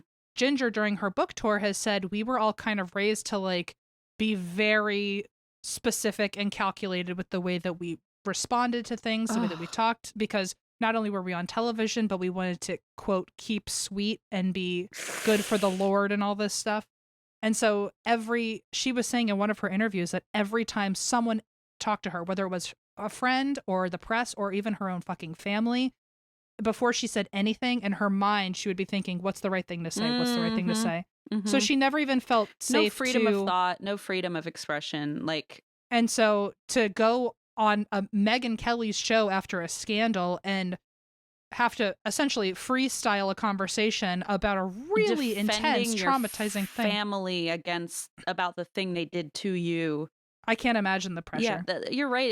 It's so many layers, and it's like, we can't even begin to understand what it's like to live under all those layers. But it just, it makes me sad. And the family argued at this point that, oh, don't worry, we took steps to protect the girls after the abuse. We put locks on their bedroom doors, and we made sure that the girls wore shorts and leggings under their skirts. Vomitous. What the fuck? Like, oh, we put things in place. We locked the doors. Yeah. That was it. That was fucking it. So one of Josh's sisters was angry that the media was calling Josh a pedophile. According to Jessa, quote, he was a young boy in puberty and a little too curious about girls. She insisted Josh, that's exact argument. She insisted Josh was no longer a danger to anyone and that he was a good man. Again, famous last words. In 2017, Jill, Jessa, Ginger, and Joy filed a lawsuit against In Touch Weekly, the city of Springdale and Washington County, claiming their privacy was breached when In Touch Weekly released their names with the 2006 police report. And Josh hopped on the bandwagon and also sued because the report on his teenage actions had hurt his reputation. Well, I think that might be the one where he got fired. Oh, probably. So maybe that's why he was worried about his reputation, because he lost his job. He lost his job, and the lawsuit was immediately dismissed. Well, not immediately, but ultimately dismissed. So he didn't get any sort of compensation for all the trauma he's had to go through. Boo-hoo. In total, Josh had 5 victims. Only 4 are, I guess, specifically known. His family continued to defend him as a good man who had just made mistakes as a young boy. And he and his wife turned to a little something called, do you know what this service is that they started to use? Oh, yeah, yes, I do. It's the, shit. Are you talking about the program to like keep trackers on their phones and everything? Uh-huh. Something with the word I? Yes! I don't know. What is it? Covenant Eyes. Covenant Eye. I wasn't going to get the word covenant. It basically is like a Christian software that alerts your family or friend or spouse if you are looking at porn. And it's basically the whole point of it is to try and live a porn-free life and get to keep your eyes pure. Yes, to get out of the spiral of like the shame around porn and then watching more porn and like damaging your partnership. And so essentially what they did was put this tracker on his phone and computer. But one day at church, of all places, Josh was chatting with a friend about how frustrating it was to have this Covenant Eyes thing always watching him. And his friend said, oh, well, there are ways around it. And he was like, really? Interessante. Let's write that down. Muy interessante. And so he's working at a car dealership. And one day the fucking FBI show up. And his response to the FBI's arrival, do you remember it? Has someone been looking at child porn? What kind of fucking moron are you? And by the way, it was his car shop. It was his family car shop. Yes. So like, yes, and I remember like if you look at the plot of land, there's like a random shed, which is where they kept the computers or something. Oh, geez. So it was almost like he had a whole. I think he used his like actual computer in the main office, but I think there was a second place he could like run off and hide and use his phone or something. So actually what he did, well, yes, I think that too, but what he did was he partitioned his hard drive and created a Linux hard drive where he could access the dark web, but it wouldn't be tracked by this Covenant Eyes thing. And, he thought, like most predators do, that they're fucking geniuses, right? So he's like, oh, I no one's gonna figure this shit out.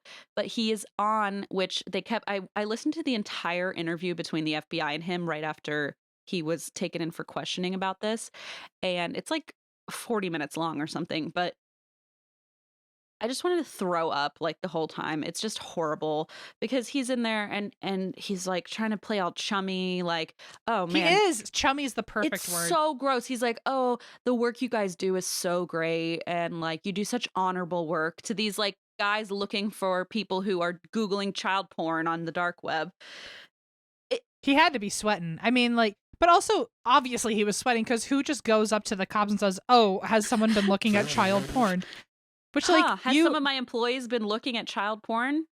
Like, you just, it could have been like, oh, hey, one of your cars has a busted tail light. Like, and he just, like, he was clearly so guilty. Like, Yeah. he, like, had. He just spit out his own fucking crime in front of the FBI. Yeah, exactly. And he was like, oh, well, sometimes, you know, we find things in cars like old cell phones in the back of like a Honda because it's a used car. So, and I'm like, so you're arguing that.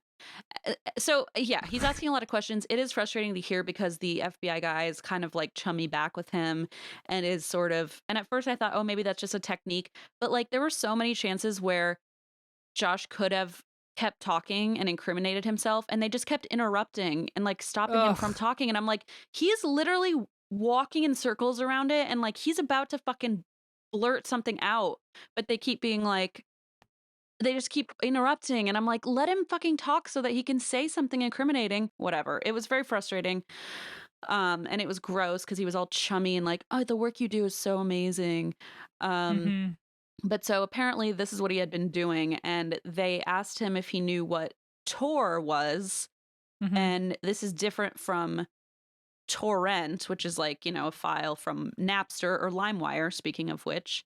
But do you know what Tor is? Like what it stands for? Because I had no idea. I didn't even know it stood for something. So apparently it's called the Onion Router. TOR. Oh, I had heard onion something. Yeah. Okay. And so it's like a browser you can use essentially to access the dark web, basically. Like, I don't know that it's intended for that, but essentially it's like a free open source software that enables anonymous communication. And so it hides all of your kind of activity. Whereabouts. Yeah, yeah. And so he was using this to access the dark web and finding some very upsetting content.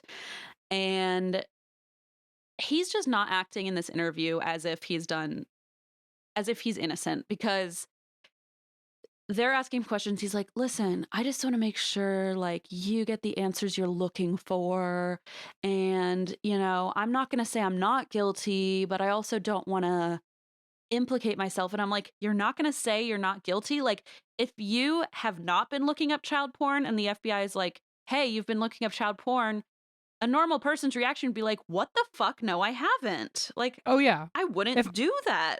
If someone ever looked at me and said, you've been looking up child porn, my eyes would glaze over in like complete confusion. I'd be like, what the fuck are you talking about? Exactly. And so he's like not acting innocent at all. He's like, I just really respect your work and I want to let you do your job. You know, I'm not going to say I'm not guilty because I don't know the details of what's going on. And it's like, you just said that out loud. But then when he keeps talking, they keep interrupting him. And I'm like, this idiot is going to just blow it in a second. Let him, whatever. It was just. He has always, like, if you watch any of the episodes with him, he always felt like a slimy schmoozer. And like, I remember there was at one of his sister's weddings, I think it was Jill, he like goes up before the wedding and like has the microphone and is like kind of like telling people like, you know, hey, because they would film the weddings as like specials for the show. Right. So I think they had to have one of them go up and be like, hey, nobody use like flash photography or anything. We're going to be using, you know, professional cameras. But the way he went up was so fucking slimy. Ew. And he was like, no phones. Does everyone understand? Like, he'd be like, so condescending and like think he was hysterical and thought he was taking the house down. Gross. And he was just like always creepy. And there have been people who have shown up on the Reddit page, which, like, again, I cannot confirm or deny if they, like, actually knew them. But I was actually about to bring up Reddit. Yeah. Oh, good. Okay. Well, people claim to, like, have known some of the Duggars, and they've all said that Josh was always a total creep show. So yes. Apparently, the one, I don't know if it's the one you're thinking of, probably, but apparently one of the former security guards did an Ask Me Anything on Reddit, and he described that the family treated Josh so differently from the other kids, and he had like a very special place in his parents' heart, you know, and they always wanted to make sure his protection was paramount.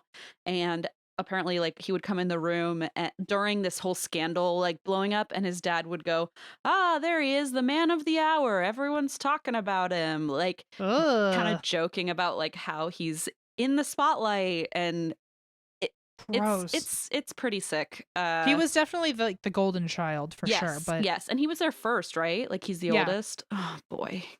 Yeah, awful. I mean, it's horrible. These poor kids. Anyway, so he has figured out a way around Covenant Eyes. He has split his hard drive into a Linux section where he can access Tor, this onion browser that keeps your activities secretive. And I'm not saying Tor is specifically meant to access the dark web. I just think this is the way some people use it. Yes. So now he's suddenly facing, at age 33, by the way, new charges, 2 counts of downloading and possessing child pornography. And the Department of Homeland Security accused him of downloading and possessing explicit images of children as young as toddlers. 18 months.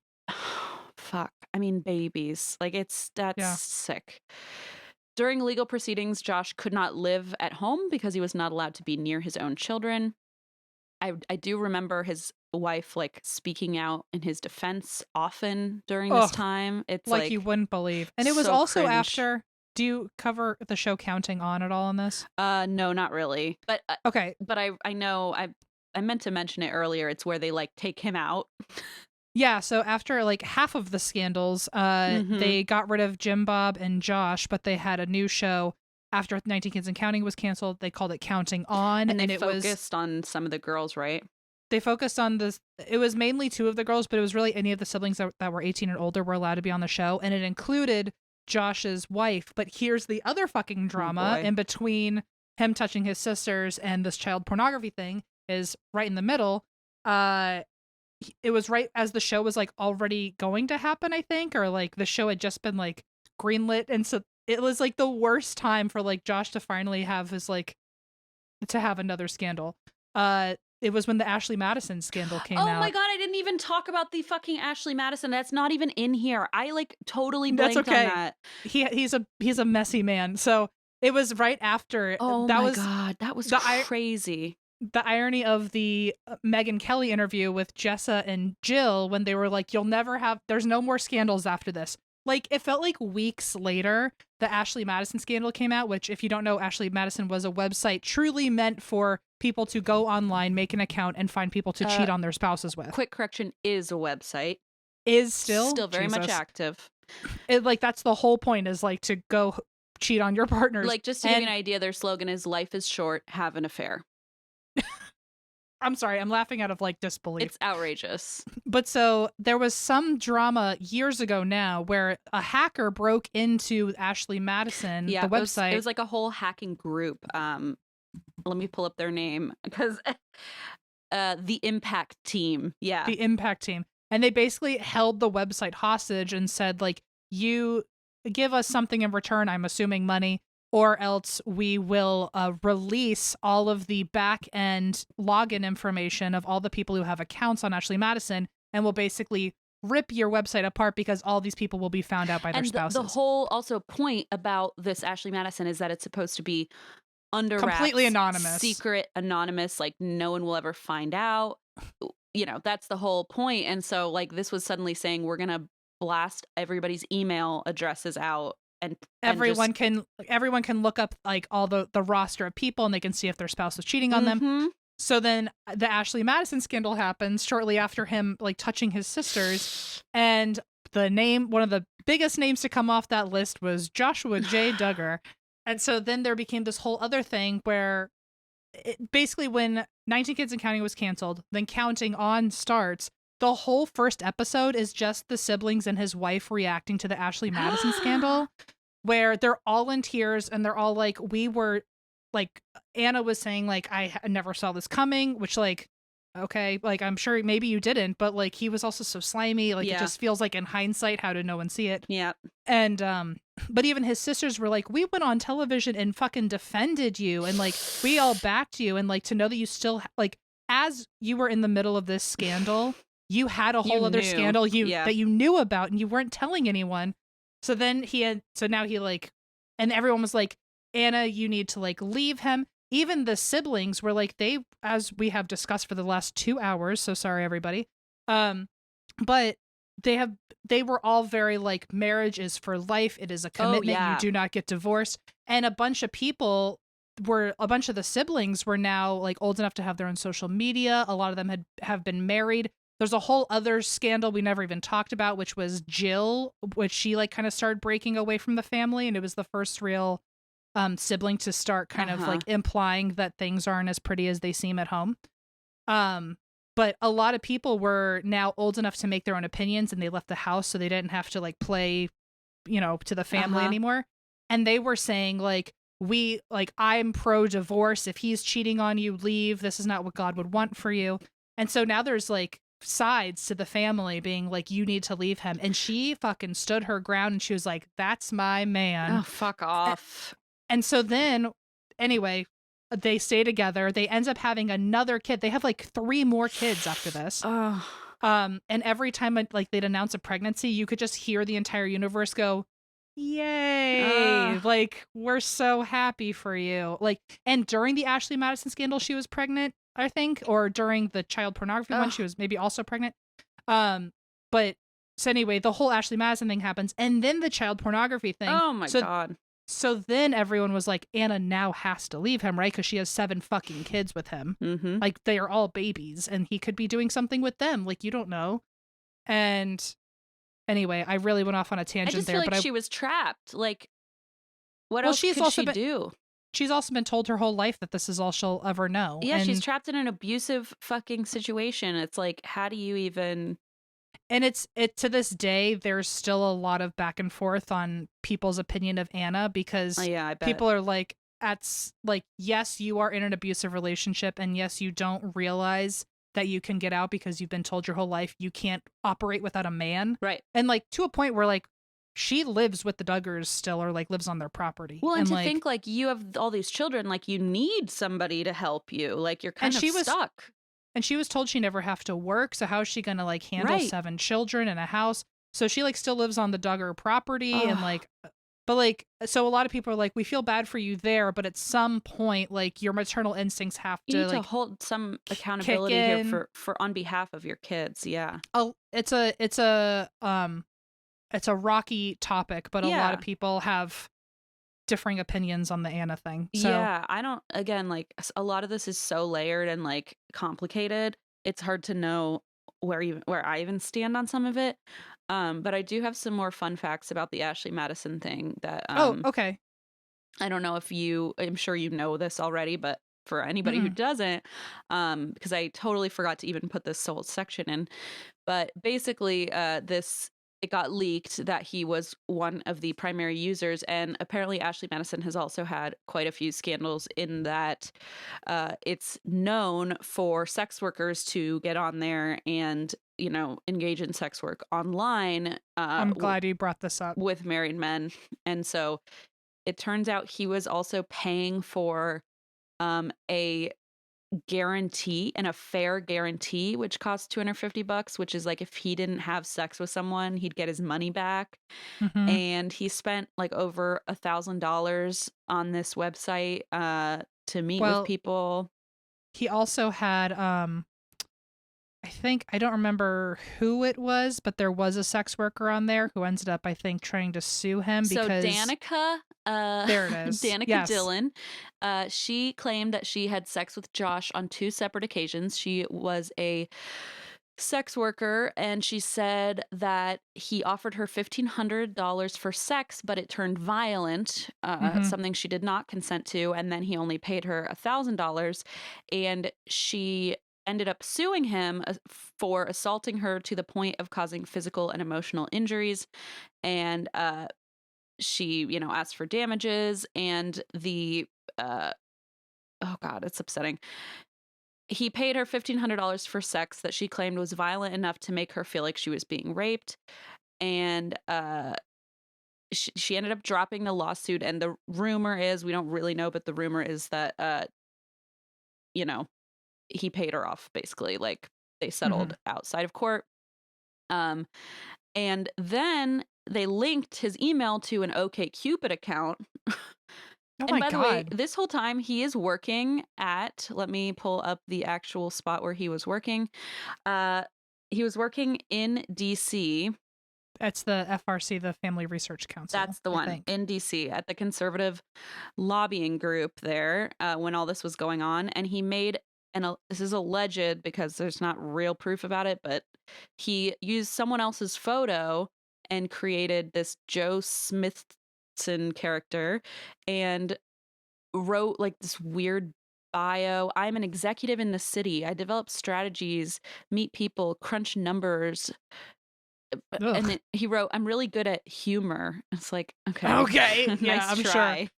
sure. And he just wrote like the weirdest shit about like what he was looking for. Professional, well-groomed, stylish, classy, casual jeans, muscular, petite, tall, like all the checks of what he was looking for. High sex drive, has a secret love nest, is disease-free, and has natural breasts. Really? And the guy whose photo he used actually sued him because good. people would Google him and this whole thing would come up.